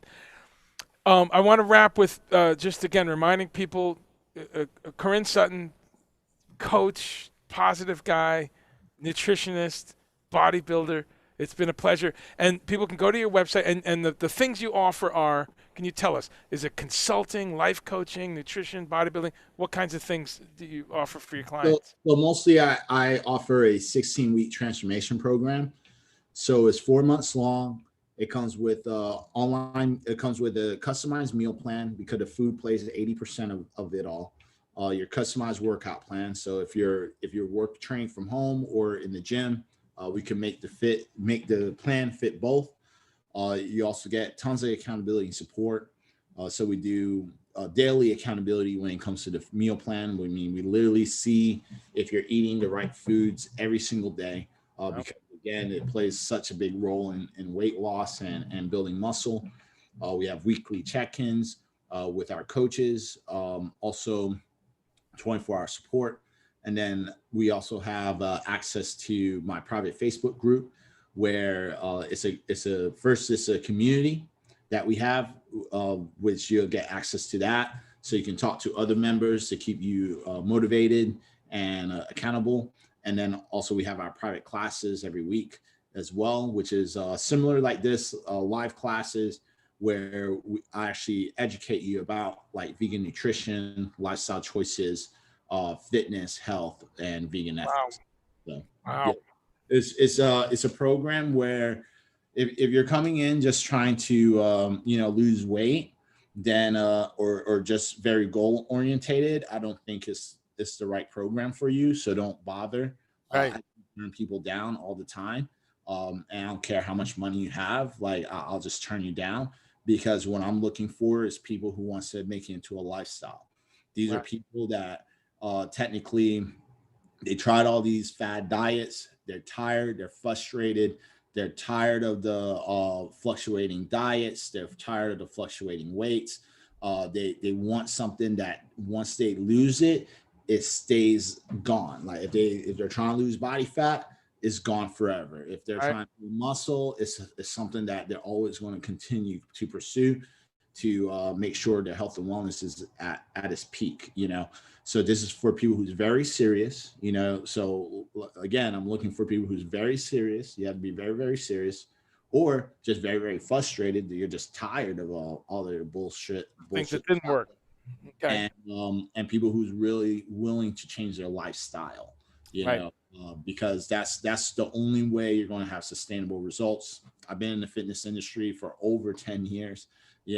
So I've been in it for a very long time. So it's just like it's one of those things where you I definitely know what works, what doesn't work, and when it comes down to it, it's the lifestyle change. Better habits, changing your lifestyle for the best. So yeah, no, that sounds very detailed. And I have someone asking, Kurt's asking about balance and getting the right balance of nutrients, of the potassium, of the calcium, of the different things. And it sounds like you go into incredible detail if someone's in your program. It sounds. Yeah. I mean, it's literally like a school. Yeah. It's literally like a school. So because I have to teach you like nutrition all over again. So everything that I'm doing, I'm trying to educate you that so you're more well-rounded when it comes to the foods you eat. Yeah. Because you don't even know where you're getting your nutrients from, or you don't even know how to read a nutritional facts label, then you're already eating wrong. Right. So this is where I come in to really educate you, because obviously the school systems has failed everybody in America or any type of first world country when it comes to nutrition. Because if that wasn't the case, then we wouldn't have any type of obesity issues and health issues. People would be very, very well aware of what's healthy and what's not healthy. People would be very well aware of portion control and knowing what to eat and what not to eat.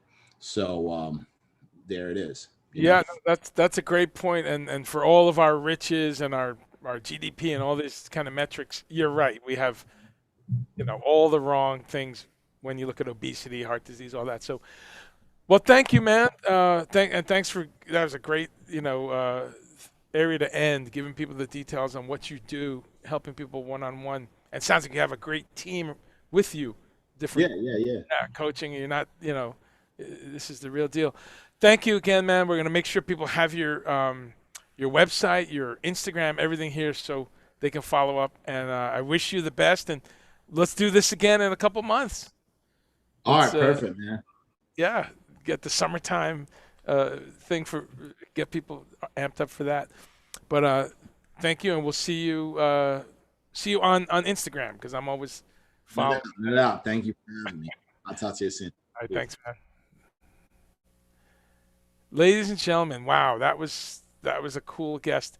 You know, the guests are it's really starting to be quite the variety of cool people from around the world that this show has afforded me to become friends with, and there's been some friends, some old friends, and some brand new friends like KORIN Sutton, who we just had on here.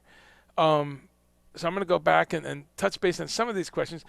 I've got his website in there, folks. In fact, let's see. Let's link that again so that people can see. Wow, really great website. You know, that's always a test for me. How you have all these people starting businesses, doing different things, and they have lousy websites.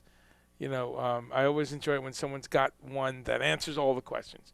It's got a little about section. It's got links. It's got, you know, of course, asking for your email address and things like that. But when there's also some giveaways, you know, sometimes you want to bring people in by offering them a PDF of what you do, or a book, or a couple free videos to see. So he's got all that. There is his website, and it's January. I mean, I'm gonna do some research and see, you know, if this is in my budget, because it's time, folks, to time to work off the beer a little bit, and but just to feel good, you know.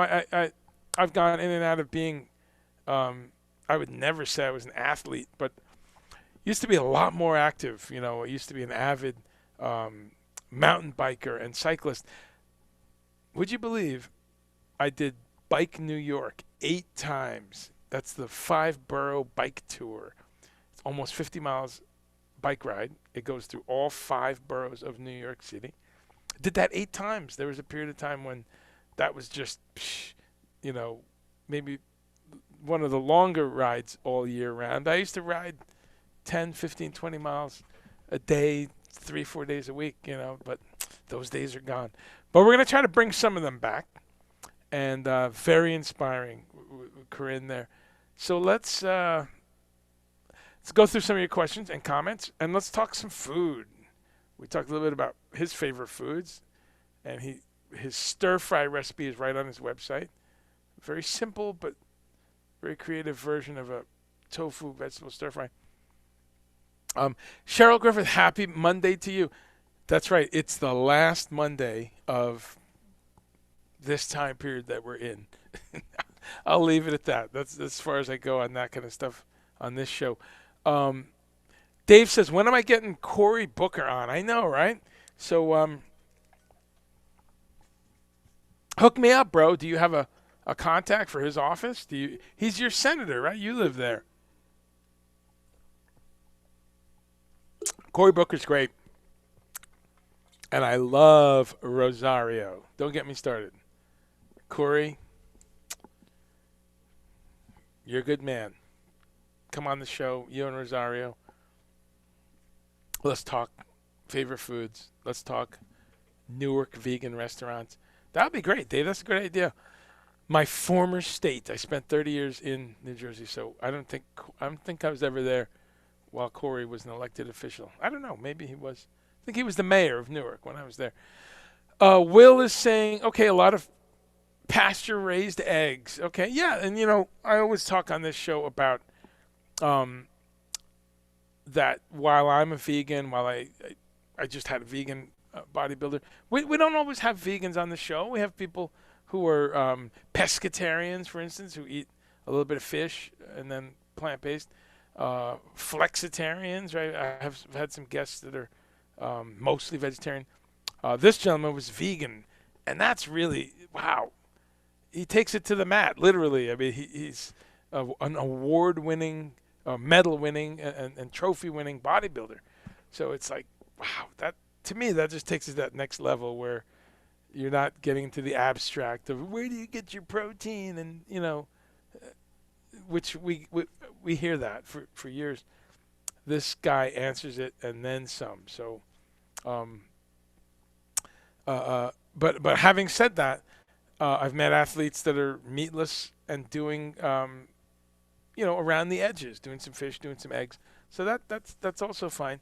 So it's all about the environment, and it's about the treatment of the animals, right? The environment, treatment of the animals, your health, and some combination of that depends on us as individuals. I'm always talking about farm-raised products. Every week I talk about whether you are getting, if you are going to eat some flesh foods, making sure you get it from a farm that's local, or, as local as you can. So if you live in Connecticut, New Jersey, New York, and you're getting lamb from Vermont, hey, I wish it wasn't. I love the little lamb to survive, but I feel better about that than you getting it from California or Montana or something. So always that's the message. So to hear about someone getting eggs from nearby, just out in the countryside from where you live, hey, that's great. And then your daughter uses yeast, nutritional yeast. Right, that's very good in place of cheese flavor and texture.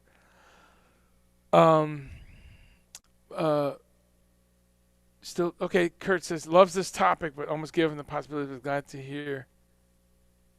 Okay. Hey man, any kind of positive reinforcement I can give, it's why I'm here. I love it. B12 in vegan form, yeah, absolutely. I do take a B supplement. I thought that was an interesting answer that he gave, which was very simple. Just take some B12.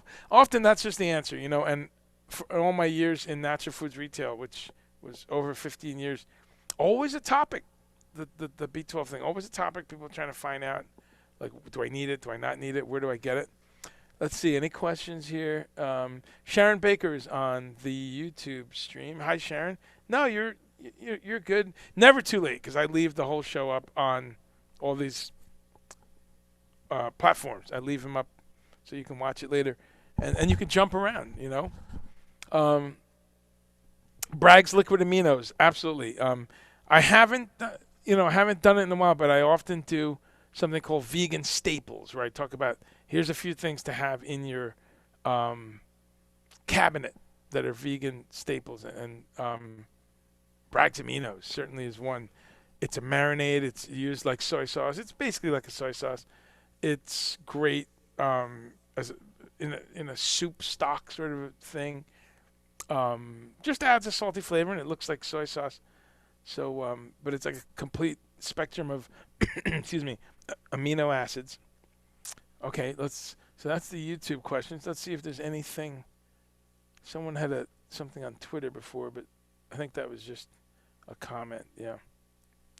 Okay, and then I see a few Facebook questions that we can get to.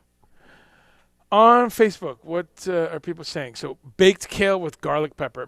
That sounds good.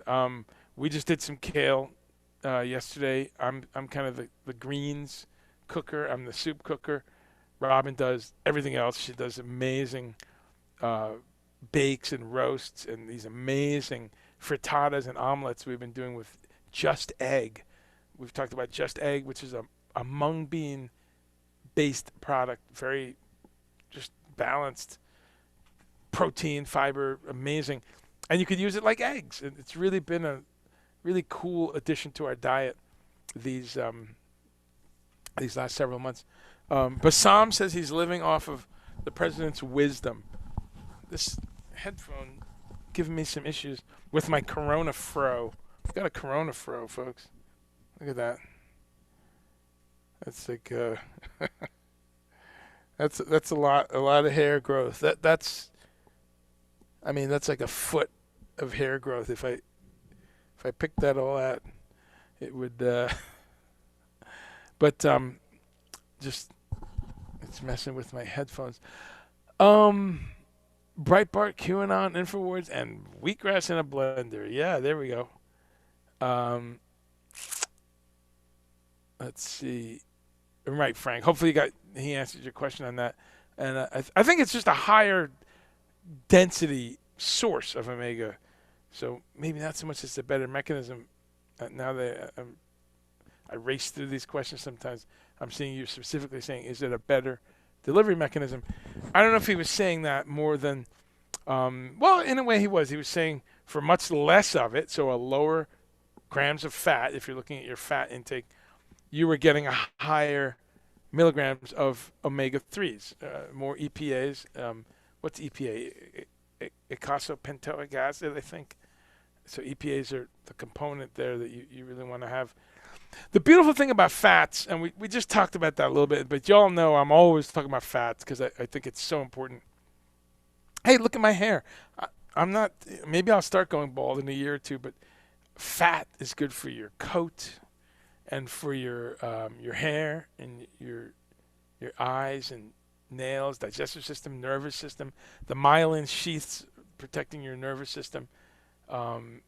Making sure your body, your liver is making enough cholesterol. KORIN touched on that, how we don't need to eat cholesterol. That was a really important thing that he brought up, that you need cholesterol. It's obviously you need it in 12 different ways and then some, but you don't need to eat any cholesterol. Your liver is going to make your cholesterol. Again, if you're feeding your body the right fats, you're going to be fine in terms of your body making the fats it needs. We got to have cholesterol for your eyeballs, for your brain, your entire neurological system. So I thought that was cool to learn about a new omega. Kurt, hopefully your question was answered too on the balance there. That's a great question. Who's getting too much potassium? Someone out there is.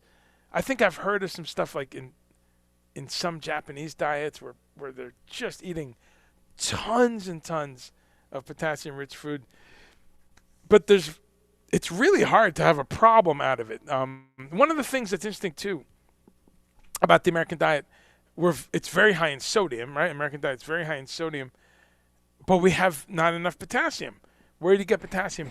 A lot of fruits, things like bananas, not a lot of fruits, but bananas particularly, and dark leafy greens. Now, one of the things about dark leafy greens, which I talk about all the time, is that it's not spinach, folks. Dark leafy greens is not spinach. It's not lettuce or romaine or anything like that. Dark leafy greens are kale, collards, chard, dandelion,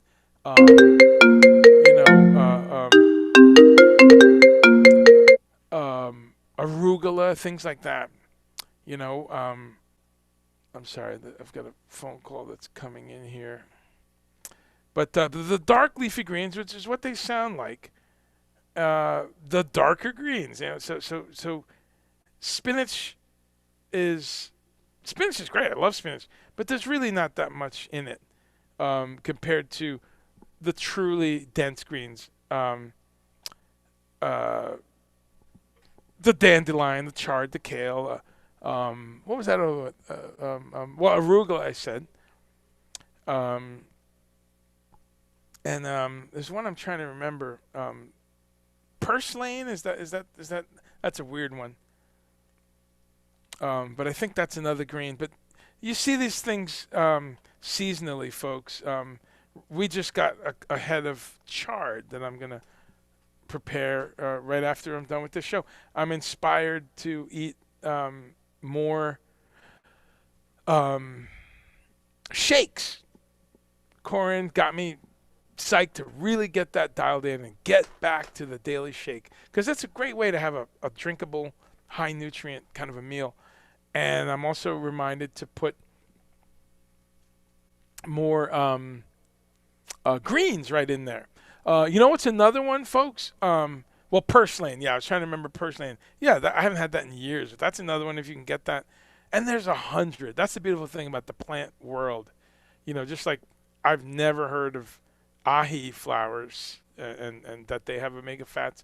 I'm not surprised. Every time I go somewhere, when I go to Japan, or last year and a half ago I was in South America, I ate a couple types of beans and nuts and seeds that I never had in Peru and Chile. I was like, "What? This is great. What's it called again?" It just looked different, tasted different.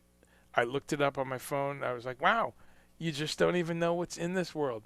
So that's the beautiful thing. There's a ton of dark leafy greens, different cultures. You go to Asian cultures, It's going to be bok choy. It's going to be things that look like kale but have a different name. It's going to be, different types of greens, dashin and all these other types of greens that you'll find if you went to a Vietnam or South Korea or Japan or Singapore or Malaysia or Indonesia. Each one of those places, when I check out their cuisines, I've only been to Japan on that list, you find all these wonderful different things. Or if you go to Ireland or Poland or Germany or France or England, suddenly you're finding, oh, they have arugula. They tend to have dill or parsley. Again, we don't think of those. In the American diet, dill and parsley are like just, what's the word? Garnishes, right? Do you know parsley has a ton of good stuff in it? What's the last time you put some parsley in a salad? It's right. It's not a common thing, but I love to do that. We have parsley all the time here. We grew some this summer. We grew the flat Italian and as well as the dark curly parsley, and it's a great source of all kinds of nutrients. Health benefits of parsley. There we go. Rich in antioxidants, and let's see. I want one that tells me exactly what's in it. Some of these just say supports bone health, has cancer-fighting properties. That gets a little nebulous sometimes. I like to see exactly what's in it. But antibacterial, I've read that many times. But so parsley, 0 fat. Again, fat's good, but we can overdo it sometimes. 0 fat, 0 saturated fat, 0 cholesterol. Remember, what has cholesterol? Only food from animals. There's no cholesterol, folks, in avocados. I often hear that confused kind of thing. No, you cannot have cholesterol unless you're an organism with a liver, essentially, making cholesterol. That's not exactly correct. I mean, shrimp is loaded with cholesterol, and I'm sure they have something analogous to a liver. I'm guessing here they have some means of producing cholesterol, but in your land mammals and things like a cow, like a pig, in some countries a horse, because they do eat horses. A lot of you just got grossed out. Why? What's the difference? A beautiful ungulate, incredible animal that you would pet, called a horse. You would never eat it. Why? Well, why? You eat the horse. You eat the cow, eat the pig. So that's always an issue. But in all those animals, they're making cholesterol. You eat the cholesterol. You don't need it. So it's only animal foods that have cholesterol. So back to parsley, though. Low sodium. Yeah, great potassium source. 21 milligrams. No, very low carbohydrates. Very low protein. 1/10 of a gram in a tablespoon. So, yeah, I'll eat a half a cup of parsley or a cup of parsley in a salad. So I'm probably getting just a couple grams of protein. Rich in vitamin A, very rich in vitamin C. 8% of your day's value of vitamin C in just a tablespoon of parsley. So again, you start really getting a bunch of parsley and integrating that into your diet in a shake. Chop it up finely in a salad. Chop it up finely into hummus or soup. This is what we do. We have parsley. It's just a staple. We always have, and I got to keep coming back to this. What are the vegan staples? We always have lemons. We always have tahini. We always have parsley. We always have tempeh. Onions and scallions and garlic. Pretty much you will not come to our kitchen and not see those items. So those are just some basics. I want to share a picture here too of, I've been talking about this too, this weekly kind of source of vegetables that we have.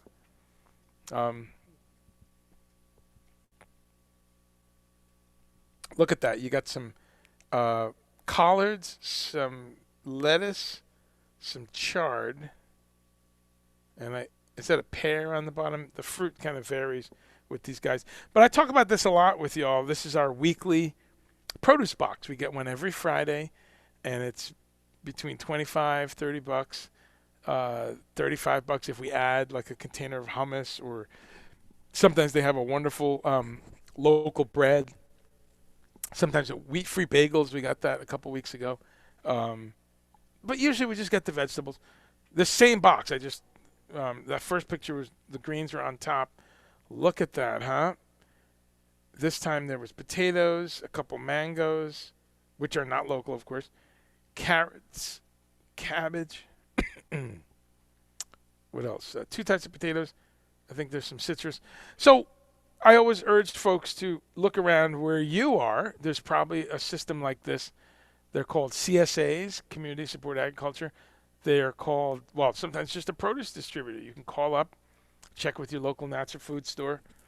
And I've seen this in 3 different places that I've lived, where you can, on a budget, which we're always on a budget, you can get for anywhere around 20, 25, 30 bucks a week this variety of vegetables. They call it the B box. They call it the reject box in one case, where I was in New Brunswick, New Jersey.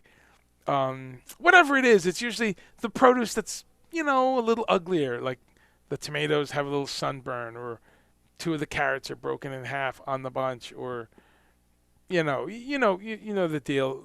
Some squash that's got a funny shape. Things that will be picked over in the produce aisle and thrown away.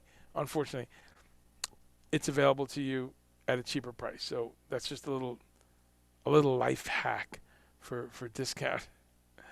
Yeah. Let's see here. Let's see.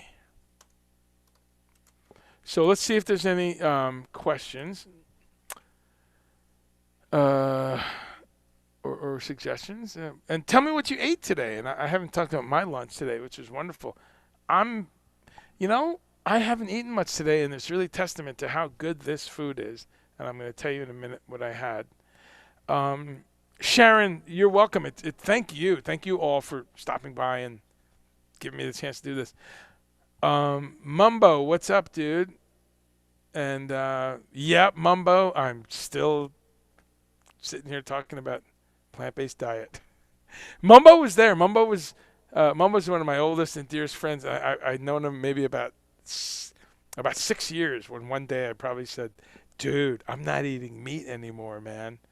I decided, he was like, what? Dude? No, he was very supportive.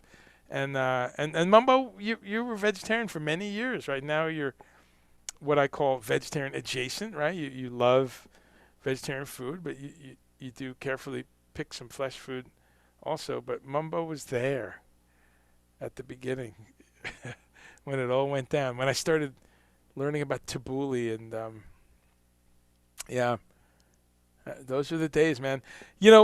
That's the thing. A lot of times people say, "Oh, it's so much easier now." But I was very fortunate. I loved vegetables. My mom, who like me was born in the Caribbean, in Guyana, where we eat a lot of vegetables, and we have Indian culture in our country and in our family, and so she immediately would just make me vegetable curries and taught me how to do that. But I loved vegetables, so I was very into. She would make the green beans without any stuff in it, or she would make, the eggplant dish or the okra dish, and so right away I had some support, and I just went to a supermarket and started reading labels. Oh, Progresso lentil soup, wow! And to this day, it's not quite a staple. I haven't had that in a while, but all those things I learned about back in the day. Sharon says you got to work off the Nutella. Yeah.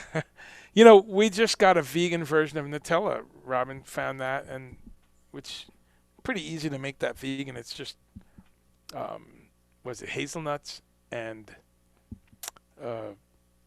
natural chocolate, maybe some sort of natural oil. Kurt Hampstead, where do you live now? Or did you mean where do I live now? I've lived in Asheville, North Carolina for near 14 years.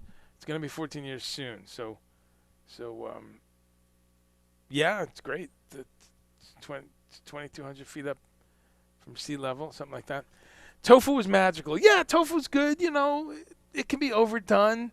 I find it's cool, and I have it. Sometimes not for months, but certainly at this point, close to once a week. Much prefer tempeh. It's close. It's Indonesian cousin, tempeh. Tofu's from China and Japan.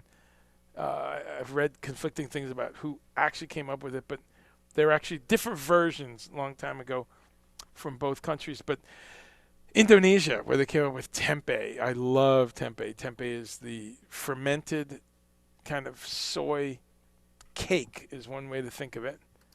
And I'd love to have someone on the show that can show us how to make tempeh, because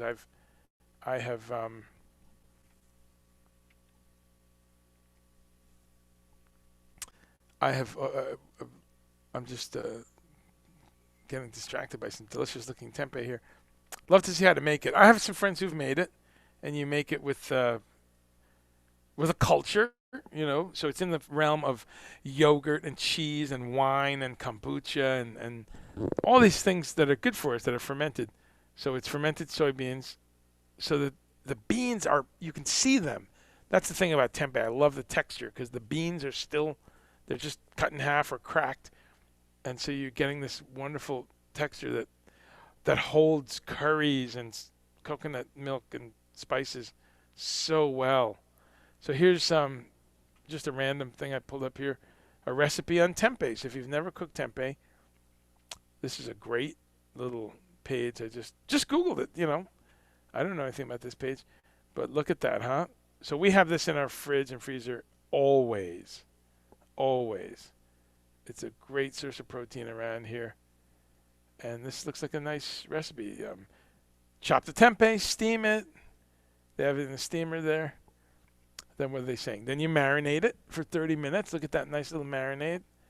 It's probably ginger and soy sauce and, onions, maybe some honey or something. Maple. And then they bake it. Wow, that's a really great. So we do this all the time. And by we, I mean Robin. And that's exactly what it looks like. It's just a nice roasted, high protein, incredible sort of a food that you then can put in a sandwich, put it in salads, have it with some rice. There's a club sandwich. There we go. Vegan tempeh club. So, folks, if you've never tried tempeh, that's one of the central messages of this show, I'm going to say, to get you to check out some other protein sources. And tempeh is incredible amount of protein. 1 cup of protein, 18 grams. 18 grams of protein. What's chicken protein? I think it's not much more. A cup of chicken, and so it's 38 grams. Actually, okay, no, that's 38 in a cup. Yeah, very confusing here, because then lower down it says grilled chicken in a cup is 15 grams. So I'm not really clear on that. In any event, the tempeh is fantastic to get 18 grams of protein in a serving.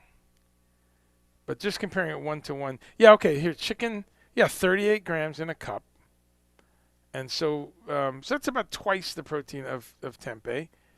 But you're also getting cholesterol and, some saturated fat and all the drugs that the chicken ate and blah, blah, blah. 1 cup of tempeh is 18. Oh, I'm so sorry. I read that wrong. I thought that was a little low. I'm sorry. I was reading the fat. Total fat, 18 grams. And that is, only 3.7 grams is saturated. The rest is polyunsaturated, monounsaturated. I'm so sorry, folks. Let me zoom in there. So it's 31 grams of protein in your tempeh, which is pretty awesome. In a cup of tempeh, 31. So it's right there with chicken. It's like 7 grams less, pretty awesome. So look into tempeh. It's you know, really good stuff. And there is something there on how to make it. So love it. All right, let's go back to Facebook, see if we've got some questions. Lori LS. Lori says she eats whole food, plant-based, not processed foods, eat a balanced diet, greens, fruits. That's what people need to eat. Your body doesn't hold on certain vitamins if they're not needed.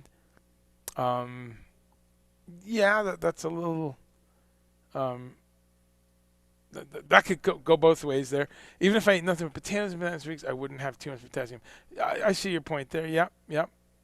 So you're saying your body just processes what it needs. Yeah, and certainly, as I always show pictures here, big part of our diet, the actual vegetables, the actual grains, the actual beans and greens and things. But do we eat some things like some frozen veggie burgers? And absolutely, yeah. Every couple months I'll have an Amy's pot pie. That's kind of like my comfort food. That's my Wednesday afternoon ABC after school movie kind of memory. But yeah, the vast majority, we make it ourselves. So what did I have for lunch today? I haven't got back to that. I had, where's my water? I had the best lunch today. It was a little different. What I love is, excuse me, how many ways you could make miso soup. And I had, I just made a broth of a lot of scallions. I'm going to have some more. A ton of scallions, like I don't know, 4 of them, whole scallions. Some spring water while the water's boiling. Chop up some scallions. And I put some kale in there. I just had a little bit of kale left over. So I put some fresh kale, finely chopped in there. I have some mashed ginger, like comes in a little, tube or something. Put a lot of ginger in, a little bit of garlic, and I was good to go. And I just bring that to a boil, turn it down, let it simmer. So then you just have this nice kind of light vegetable flavor happening with this broth. And I was done. And that's the key with miso. Just look around. What do you have? I almost put some carrot in there, but sometimes you don't want to, but experiment, folks. I think scallion is a must. You got to have scallion or onion in there to get that flavor profile, and some ginger and garlic. And so I just did that, and I made my miso soup. Just like a, heaping tablespoon of miso, and then add a little broth, get it into a paste, add a little more broth until you have this beautiful steaming soup of fresh miso. And that's all I've had today. As a matter of fact, here it is, 5 o'clock, and I'm just getting to where I would enjoy some nice dinner, but did I eat anything else? I think I had half of a baked potato. Yeah, I had half of a baked potato, and I just put some of this vegan pimento cheese that we have. We're in the South, so we have pimento cheese, and there's a vegan version.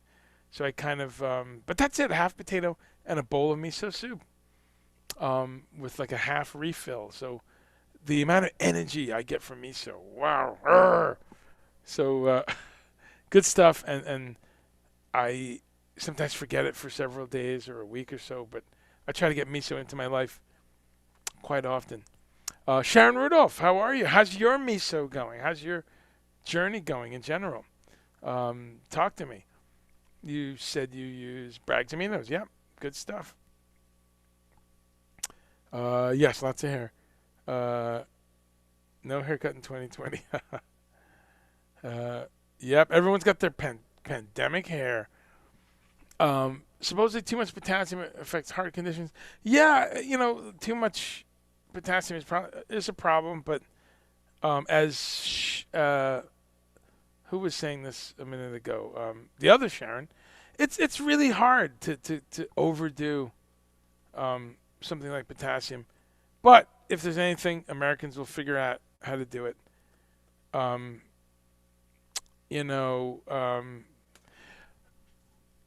My question, if someone's having too much potassium, and it leads to heart problems, is, are they taking it supplementally? Are they taking it in something else? Because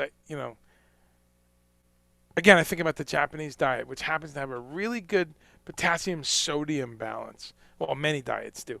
But that's what it's about. If you're having too much sodium, which we tend to in the American diet, half of that problem is we're not having enough potassium.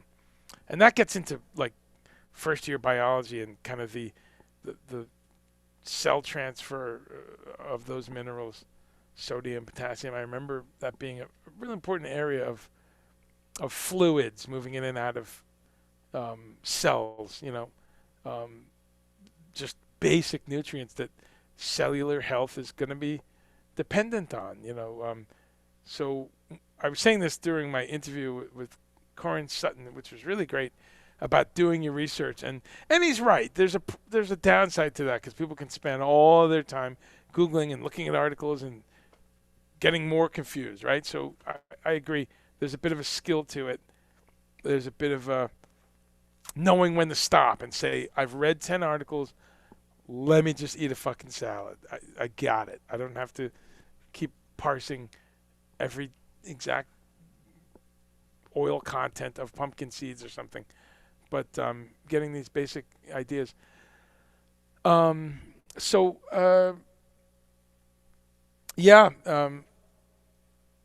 and bananas, right? Kurt says, you were told to cut back on coconut water. Okay. So, yeah, always take the advice of a nutritionist, of a doctor. But, those kinds of things, I always right away go, well, how much coconut water do they drink in Fiji or in Vanuatu or Jamaica or Puerto Rico or some island where there's a lot of coconuts? Maybe they don't drink it every day. Maybe that's the thing. We overdo it. I don't know. Sharon says, how about seaweed? Love it. All the seaweeds are in this house. I've got some kombu. I've got some nori. I've got some hijiki. I've got some wakame. Love it all. Really great sea vegetables. Another key part of the Japanese diet, which I'm always respecting. And potassium in those. Yeah, absolutely. Prunes also, and potassium. And iodine. Yeah, iodine's in those sea vegetables. Tabbouleh, right? That's another place to get a lot of parsley. Yeah. Let's see. Oh, Scott, what's up, bro? What's this? Community supported CSA. Great. So that's like if you're out in the LA area, I guess, is that LA local harvest, or is that is that a website that asks you where you are, sort of thing? Oh, look at that. Yeah. You sent me the one around here, Asheville. I did not know about this. I did not know that, Ed. I didn't know that. That's right. Johnny Carson here, and I didn't know that. Okay. Thanks. Local Harvest. I'm hopefully going to have the people who provide our vegetables on the show at some point. Old-fashioned oats with raisins, molasses, brown sugar, pumpkin pie spice, granola on top for breakfast. Oh, that is great. I mean, that is, all real stuff. 6 or 7 ingredients, right? That's all you need. Inhaling a daily harvest sweet potato wild rice bowl. Nice. With 2 veggie dogs and some grape tomatoes. Hey, that's a good, you got it all there. Some protein, some fiber, some minerals, some delicious. That sounds like one of the best grains is wild rice, if you're going to have grains. Have I had the Nativa version of Nutella? I have not. But we have one brand. I forget also. I haven't tried it. Let's see. Kurt's having liquidized some garlic, cranberries, ginger, carrots. Oh, so you had a juice, huh? Coconut water, parsley, and cilantro. Yes, that's delicious. Yeah, it's great. I love it here. I can't complain. And you're right. Is it close enough to Tri-State? I've made it up there 11 hours, 10 or 11 hours. So I've done it in one shot. But even more so, 3 hours from Atlanta, 4 hours from Nashville, kind of hit everywhere, Sharon says tempeh is fabulous. Yes, love it. Agreed. Great desserts out of silken tofu, especially. Awfully high in protein, I think maybe you're talking about. Sorry, folks, I'm about 10 minutes back on the comments here. Catching up though. Making tempeh in the 80s, great. Yeah, I made tofu once, but have not yet made tempeh. After school specials, yes. Split pea, cauliflower, carrot, onion, rice dip. That's great. That was your meal today, huh? Yeah, we're kind of. Tell me what you had today, folks. All great meatless ideas. Hopefully, others of you are getting inspired by some of these ideas. Leftover tempeh, great on salads. Sea veg tempeh, I do remember that. I do remember that. Yes, thank you, Scott. And we have one. Yeah, we get these wonderful produce boxes from, I forget what they're called. Not local harvest, but some similar kind of green sounding name. Mother Earth, I think it is. Really great. And I always forget to get all those pictures for y'all, but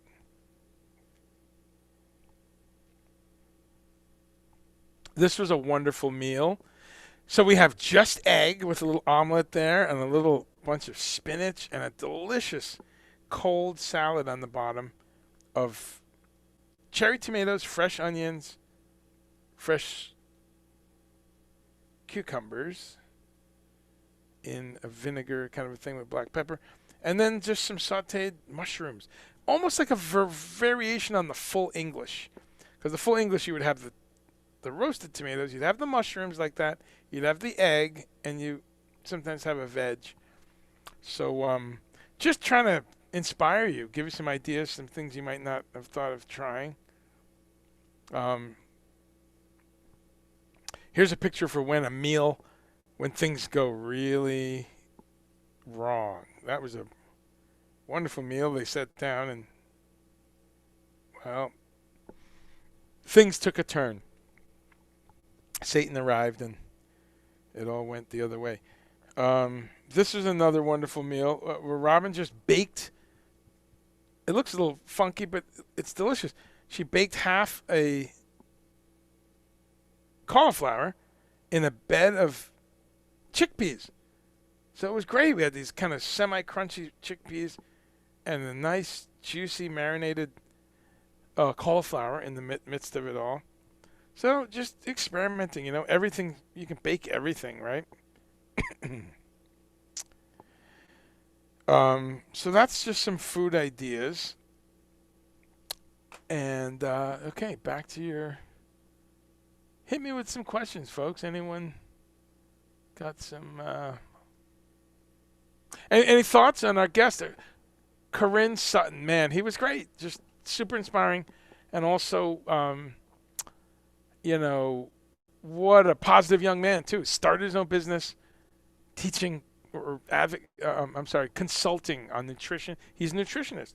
So doing specific, personalized programs that really, I'm definitely going to look into this. Because this is it. It's January. Time to just get back on some yoga. I fell off yoga the last month or so. Really been doing quite a bit of yoga the past few months. And you feel it, man. You fall off. You just know it. And I'm about to turn 56. I gotta stay flexible here, man. It's no joke. But I feel pretty good. I'm gonna do a birthday show in about 3 weeks. It will be the day before my birthday, I think. So looking forward to spending that with you. What day is my birthday? It's a Tuesday, I think. So we'll have some fun here and have some special guests. I've got a couple of special guests coming up. We're still organizing things, but I'm going to continue. Last week was wonderful, right? We had Neil Alexander, and Debrisa McKinney, who were both on. Dear friends of mine, musicians, incredibly creative people, and plant-based. So we talked about where that all comes together, and I got some real great guests coming up. Some are pescatarians, some are flexitarians, but creative people with a positive message. Just here to have fun with y'all and talk about it and answer some questions. So, so much vibrant. Yeah, vibrant veggies. Sharon, you were psyched today. That's great. Sharon Lynn Baker is psyched. Roasted cauliflower is fantastic. Yes, love it. Where am I on dessert? Dessert's great. You know, I'm not a massive dessert person. You know, I like it. I go. It happens in spells. You know, I'm pretty good on a sweet tooth. Like I don't really have a big sweet tooth. But if I you know what, it's probably mood related. If I'm not doing well mood wise, which I've been pretty good considering a fucking pandemic and a insurrection and a spiral down in democracy and no unemployment and just all these things that are could be very depressing. That's when, you know, eating some sugar and you know, comfort kind of thing. But I'm just not a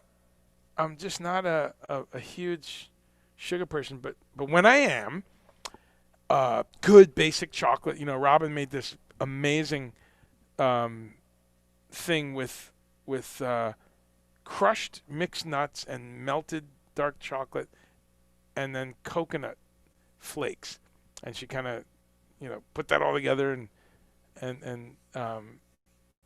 once it caramelized, is that the word? Once the melted chocolate, you know, became solid again, you had this incredible nut chocolate thing, but fresh, you know, because it was fresh mixed nuts.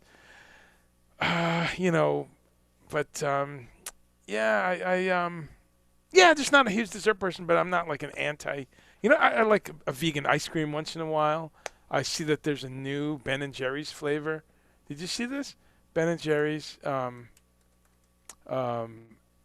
Colin Kaepernick ice cream. Did you see this? Turns out Colin Kaepernick, or Kaepernick, am I saying it wrong? Turns out he's a vegan. I did not know that. So I like it, yeah, once in a while, vegan ice cream. Dates. I'm happy with dates. Like just, you know, dates with, mind if we dance with your dates? Animal House, for those of you old enough to remember. Dates with almond butter. Wow, that is, I find that exquisite. Just take a date, take the pit out, and smear a little almond butter in there. I'm happy. I'm happy.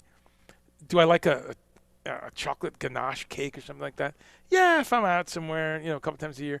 It's too much sugar for me, though. I just, that shit whacks me out, man. If I have a piece of cake, dunk. Just not my, yeah. But, you know, yeah, a couple times a year. Apple pie, cherry pie, delicious. I love that. Haven't had a pie in a couple of years. Maybe we'll dig one up. Speaking of desserts, here's something to know about. Ben & Jerry's. They now have about a half a dozen dairy-free ice cream flavors, which is wonderful on their part. And that's really big. When you think about it, Ben & Jerry's from the dairy state, Vermont, and yet they're kind of going, you know what, let's kind of expand things. So they have this sunflower butter kind of non-dairy ice cream. You know, this stuff has gotten so good that I've given non-dairy ice cream to friends many times, and they've not known. You know, not trying to fool them or anything. I've said, you know, what do you think of this? Oh, it's great. And then you tell them it's a vegan ice cream. So it really has gotten, I was there like in the 80s when there was only Tofuti. Anyone remember Tofuti? And it was, you know, it wasn't like horrible or something, but it didn't have the texture. It had like a real foamy, kind of a bubbly texture to it or something. It got better over the years, and then I think the 90s, forget it. You know, once you had Rice Stream and Soy Delicious and all these companies, so I think that's a go-to for me. Person asking about Sharon asking about desserts. I'll have a pint of this kind of stuff, yeah, a couple times a year. I like beer too much, man, to be fucking around with these kind of carbs. I can't do that. My carbs are beer here and there, and you know, we should do an alcohol. Maybe I'll do that for my birthday. Just do the Meatless alcohol show. But spending a minute here, if you're so inclined check out the Ben & Jerry's new flavor. Of course, it's a socially aware kind of a thing. The money, let's see, proceeds, Kaepernick's portion of the proceeds go to the Know Your Rights camp, which is awesome. I'm a huge Clash fan, and I'm wondering if he's referencing the song Know Your Rights. Not that the Clash came up with that phrase, but along the lines of Tom Morello or someone who's got that guitar that says Know Your Rights. Anyway, Colin Kaepernick is 100% vegan. Another vegan athlete. We had one on today. So he puts his portions of the proceeds to the Know Your Rights camp, an organization to empower black and brown youth and elevate the voices of the next generation of racial justice leaders. Know Your Rights hosts free camps across America, engaging black and brown youth around social justice issues through education and self-empowerment. That's fantastic, because I tell you, I was a black youth in Brooklyn, and we didn't have that much money. We weren't, I was born a poor black child, said Steve Martin, even though he wasn't. But I was born just, not poor, but certainly middle class, bumping up on lower middle class. But I remember going to summer camp, just able to do it like once or twice. And it was definitely, one of these camps that was positive, progressive values and things. And my parents, it was a lot of money to do that. So this is really awesome that you can enjoy some dessert, and you're helping out some kids, So, all right, let's see here. Let's jump back and put some links in there. There's a link of Colin Kaepernick. Right, the jerk. This is kind of recursive here because now I'm screen sharing while I'm on Facebook. Let's see what else folks are saying. Roasted cauliflower is fantastic. Yes, it is. He was very enthusiastic. Really great young man. Yeah, it was very inspiring. Eric Svagar, what's up, bro? Old man, look at me now. I'm a lot like you were. Old man, look at me now. Yeah, I don't feel old though. I always say, bro, Don Preston. How can we be old when Don Preston is right now at his computer figuring out Ableton, or he's on his phone buying a new app for a synthesizer? So, but I hear you. Yeah, I'm certainly not young. I'm somewhere in the middle. And I'm psyched. Yeah, bring it on. 56. I'm great. I feel great. Great energy. And if I start upping the exercise. But yeah, I feel, knock on wood. Where's some wood? Here we go. Knock on wood. About to be 56, and I'm not on anything. Well, I'm on crack, but other than that, no, never touch the stuff. I'm happy that I'm not on any. A 56-year-old black male in America. I look this shit up, or I talk to my doctor when I go for checkups. I should be on something like half a dozen drugs at this point, and I get some good news. And they always say to me, wow, that's great, because you should be diabetic right now. You should have heart disease, just statistically. You're 55 last year. Black man, you need to lose some weight, but we're not seeing any heart disease or blockages or very typical things at 55. You're very used to those things. It's very normative now for people to be on beta blockers and even prescription antacids. I'm blown away at how many people are on digestive things. Or how about Coumadin, right? A lot of people on Coumadin, but isn't it being discontinued? Right? Some kind of manufacturing issues. So I just hear about all these drugs, and I give thanks to the green plants for keeping me off of any of that crap. So again, knock on wood, I'll be happy to. I'm pro science. I'm pro medicine. If my doctor says, yeah, you're getting a little older, to address some kidney enzymes, we'd like you to get on this. I'll look into it. I will then look into what could I do naturally, and if I could help myself with more sunflower seeds or not having so much, olive oil or something. So that's always cool. I like that this is turning into like infinity. Are you guys seeing that too? Let me look at the monitor here. Let's end on a very trippy note. Let's see. Yes, endless screen. That's pretty funny. Okay, so let's wrap up with a couple comments, questions. Are there any more crafties in the guest hopper, as in League of Crafty Guitarists? Is that what you mean? Explain that, Sharon Lynn Baker. Any more crafties? I got a couple musicians coming up. I've got a pair of musicians that I did a lot of music with who are both great guys doing other stuff now. They're going to be on. And I've also got down the road, I'm going to have someone who's also a flexitarian, and she's been vegetarian for a little period of time, but really eats a very healthy and plant-based diet. My friend Katie Jacoby is going to be on, the violin player.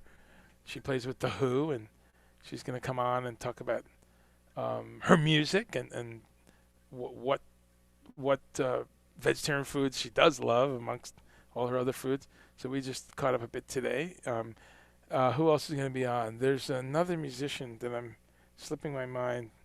But yeah, there's a couple vegetarian musicians coming up in the next couple months.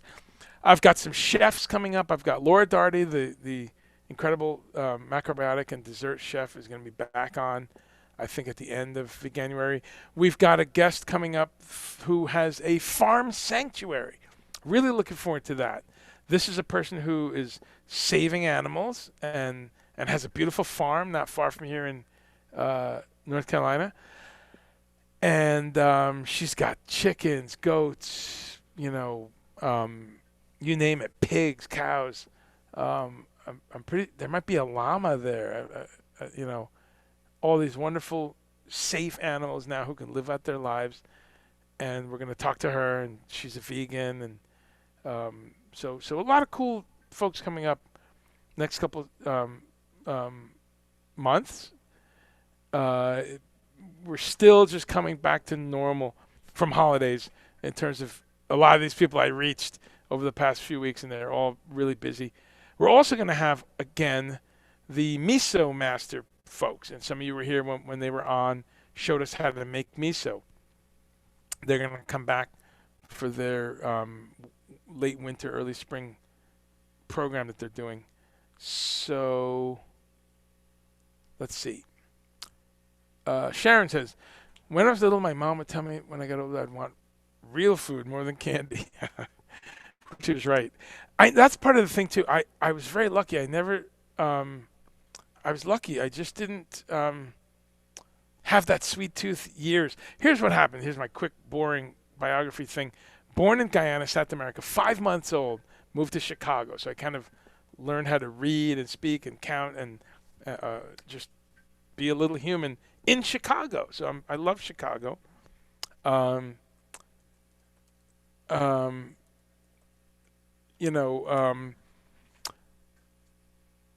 Age 5, I went back to live in Guyana for about 5 years. And then I came back at age 11.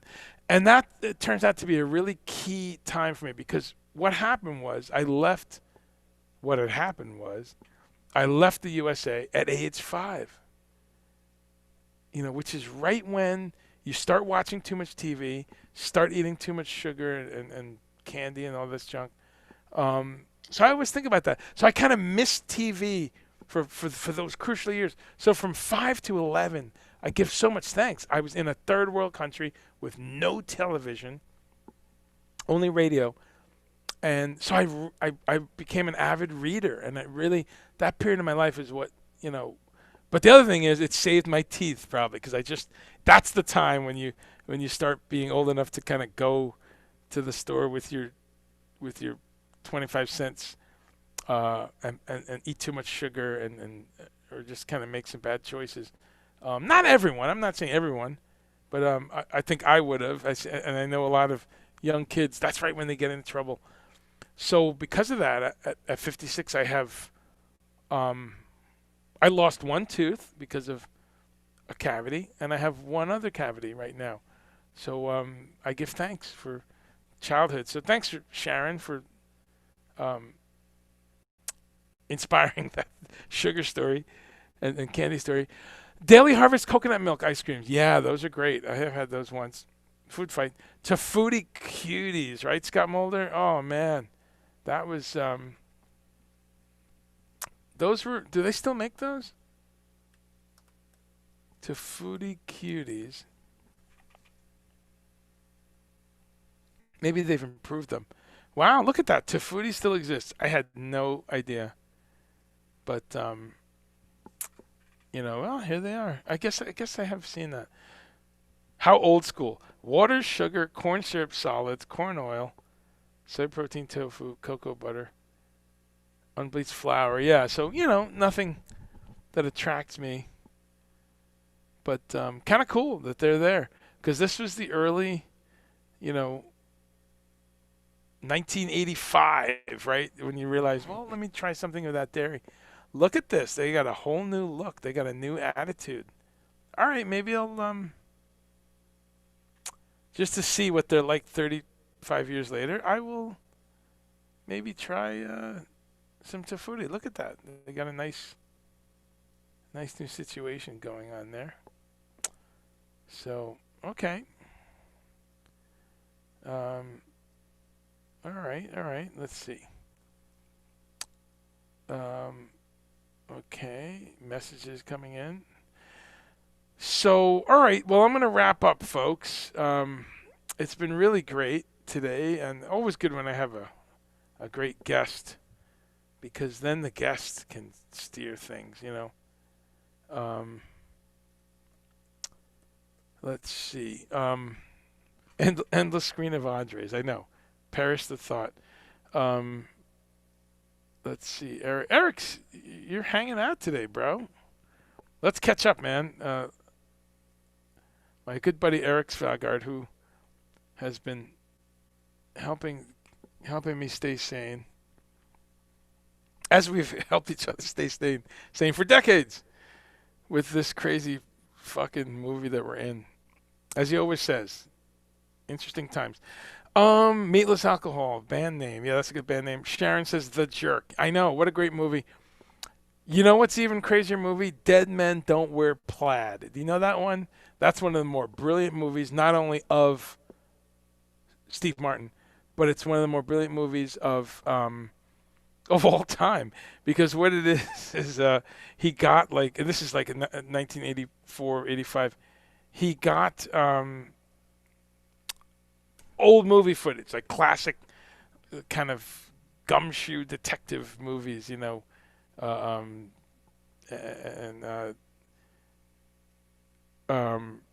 black and white, and then he filmed a bunch of other stuff, black and white shots, and cut it together.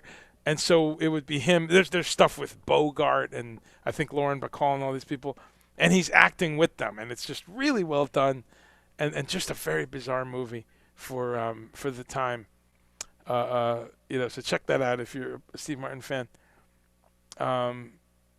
And Steve Martin is very relevant to here. Long-time vegetarian. I never know if these people are vegetarian now in their 70s, but yeah, back in the day, many years. Steve Martin, you would read interviews with him. Let's see if there's any questions on Twitter and on YouTube before I shut down. I always forget the YouTube people. Sharon, you're on both platforms here. And Hope Yvette, yeah, hey, hello. And you're hungry now. Tempeh does not need pressing, right. But tofu sometimes, yeah, we mash that a bit to get a texture. Robin will put marinate and put like a heavy, a plate on it with something heavy. So that always works. I'm experienced. Are you ready to rock? Little Blue Oyster Cult and Jimi Hendrix. Quasi-pescatarian. That's great. That's great. Eating yogurt. Yeah. Okay. Losing 60 pounds. That's great. That's awesome. And going vegetarian, you lost 20 pounds. That's great. That's encouraging to hear. Hope. That's awesome. So, all right. Eric, chondroitin. Okay. Yeah. Yes, I know about chondroitin. I'm not on it. And chondroitin's interesting because chondroitin it's a joint supplement, right? It's often taken with glucosamine. And I remember when that really was really blew up in the early 90s. From last I checked, is it from cows? Where do they get chondroitin? Anyway, I don't take it, but that's a great thing to bring up, because my approach is, let's make our joints, let's lubricate them. Let's have essential fats. Let's have omega-3, 6, 9 in a nice balance, and let's eat minerals and so make that end run around some of this. Having said that, of course, athletes and people that do a lot of like cycling or basketball and things like that, no matter what you eat, you can fuck up your joints. Don't get me wrong. And you can have some degradation in your knees or elbows or all kinds of things. I'm not saying you can solve everything like that by just eating. But chondroitin sulfate, okay, it's recommended for osteoarthritis. And it is from animal sources, right? Shark and cow cartilage. So that if someone came to me, I'd say, well, let's work on arthritis. Let's work on more of an alkaline diet, which again, bingo, plant-based diet done in a well-balanced way. As we always say when we talk here every week, there's a big difference between kneeling down and bending over, as Zappa would say. But there's a big difference between what some teenagers do. They go vegetarian and they're eating potato chips, Mountain Dew, some tofu bologna, Oreos, because they find out those are vegan, right? We've all seen this, and that's really my nightmare, because then that's a kid who's going to get sick. That's it. They're just eating, maybe some tomato soup or something. Like they think that's their healthy meal. I've seen it all the time with kids of customers of ours. So that's my biggest nightmare, is when people quit meat, but then they're just eating crap. So let's always, remember that that's the focus. It is pretty trippy there, Scott. I had a little, yeah. Yes, it was Guyana. It was British Guyana at that time to Chicago. Then we went back when it was Guyana, and then Brooklyn, New York for 2 years, and New Jersey. Yeah, this is great, guys.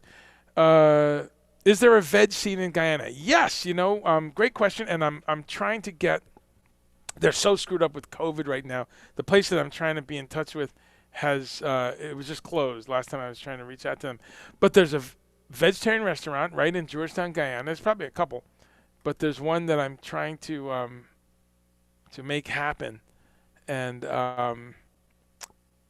Heavenly Foods, right? It's a vegan place. And but yeah, in Jamaica, in all those islands, Trinidad,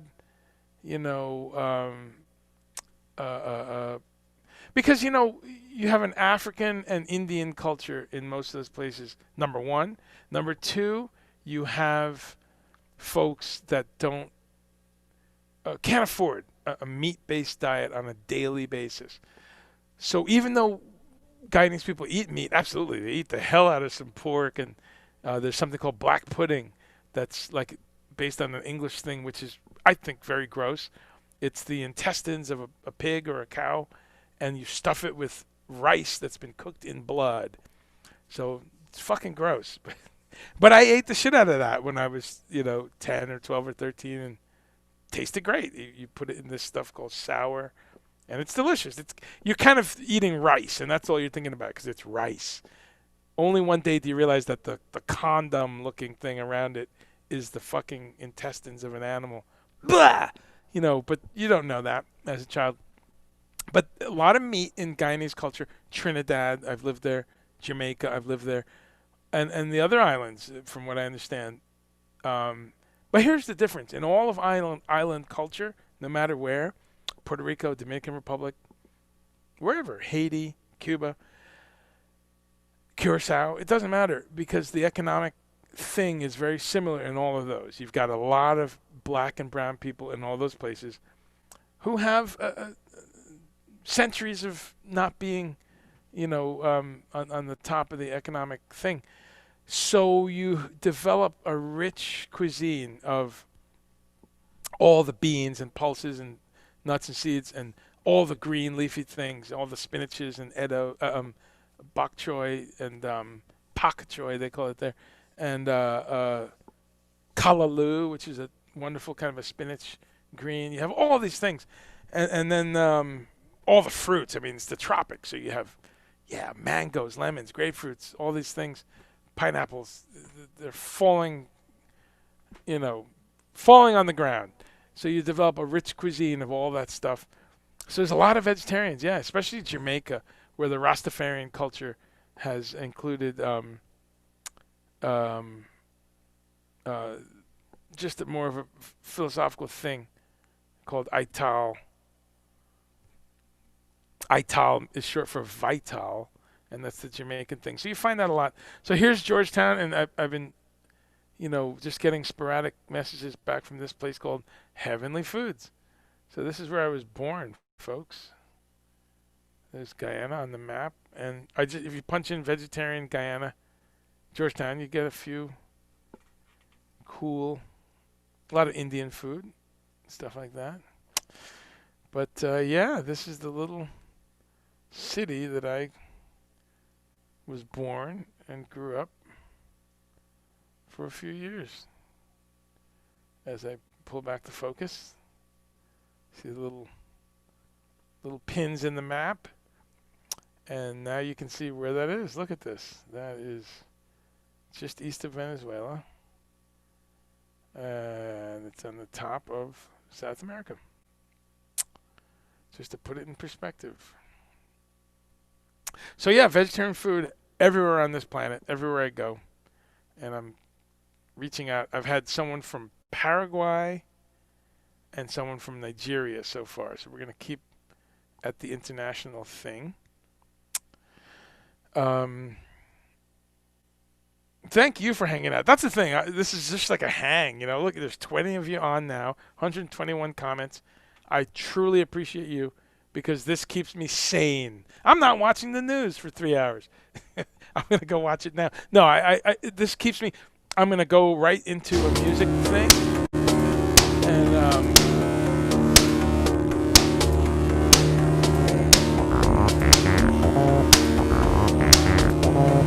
this is what's going to be happening.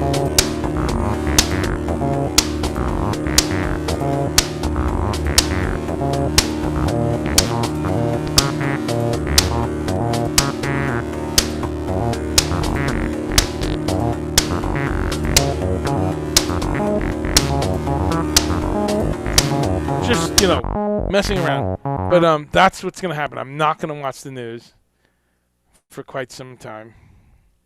But I thank you for giving me this opportunity to come out and talk about the inspiration of once a week, just once a week, folks.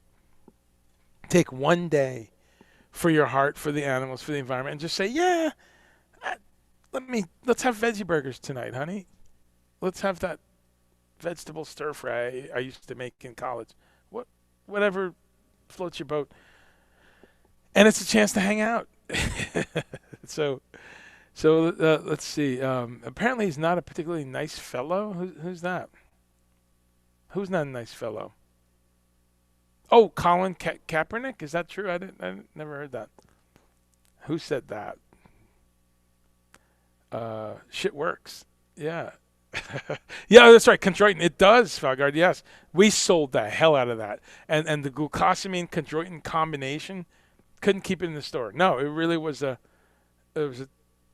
time period there in the late '90s where that was particularly popular, and absolutely.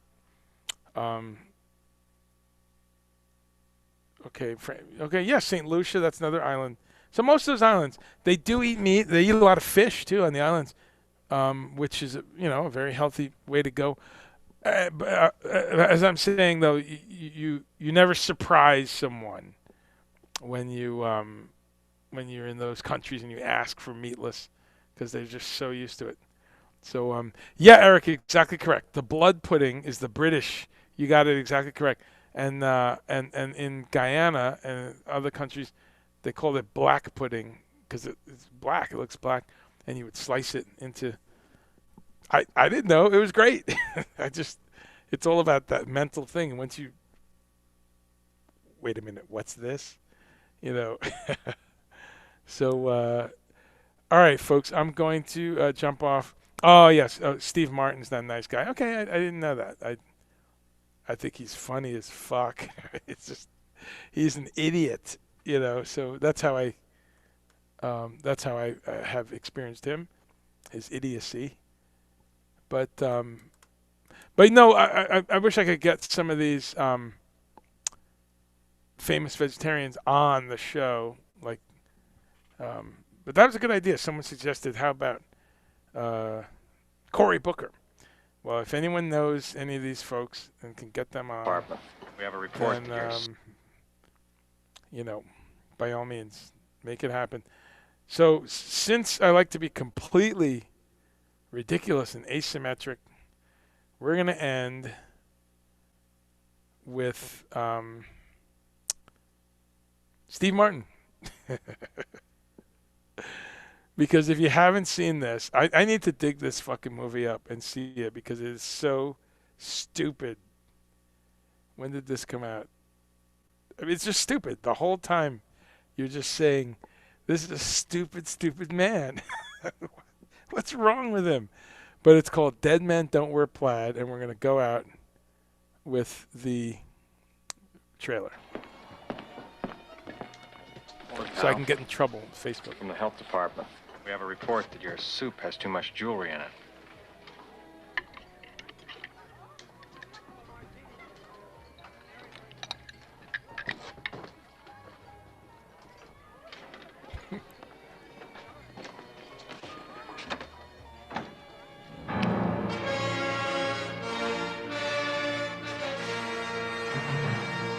EOC, enemies of Carlotta.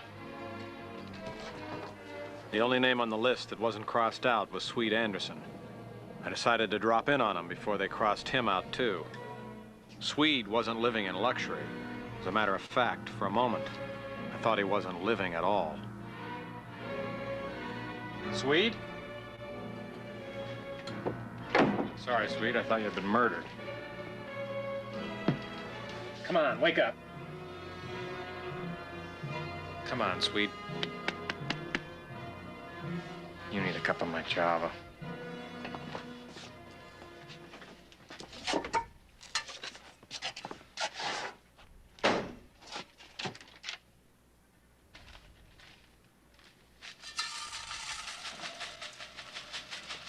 This works, you can just have a bootleg movie channel.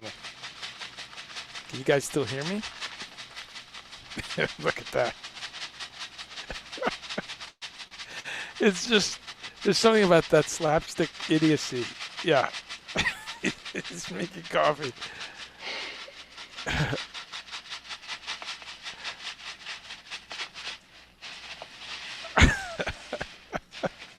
No, the best part is that he most of the scenes are from other movies. Like this. This is from, I used to know some of the names of the movies.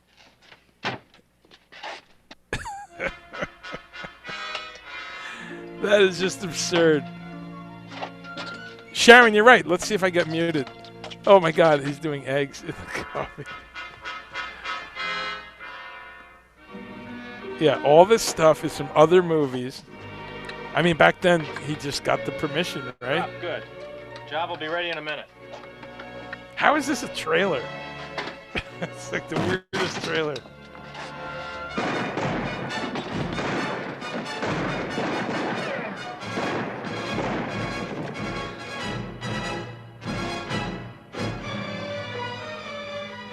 This is never gonna heal.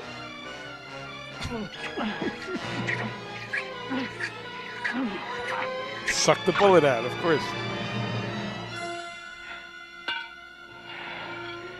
Anyway, my guess is by now Kitty Collins is a million miles from here. There we go. So maybe that wasn't a trailer, but it was scenes. No, that's for anyone who's never seen that. I just oh my God, don't hesitate. Go find it. Very bizarre movie. And all right, guys, we just had a little fun there, and thank you so much, and thank you, KORIN Sutton.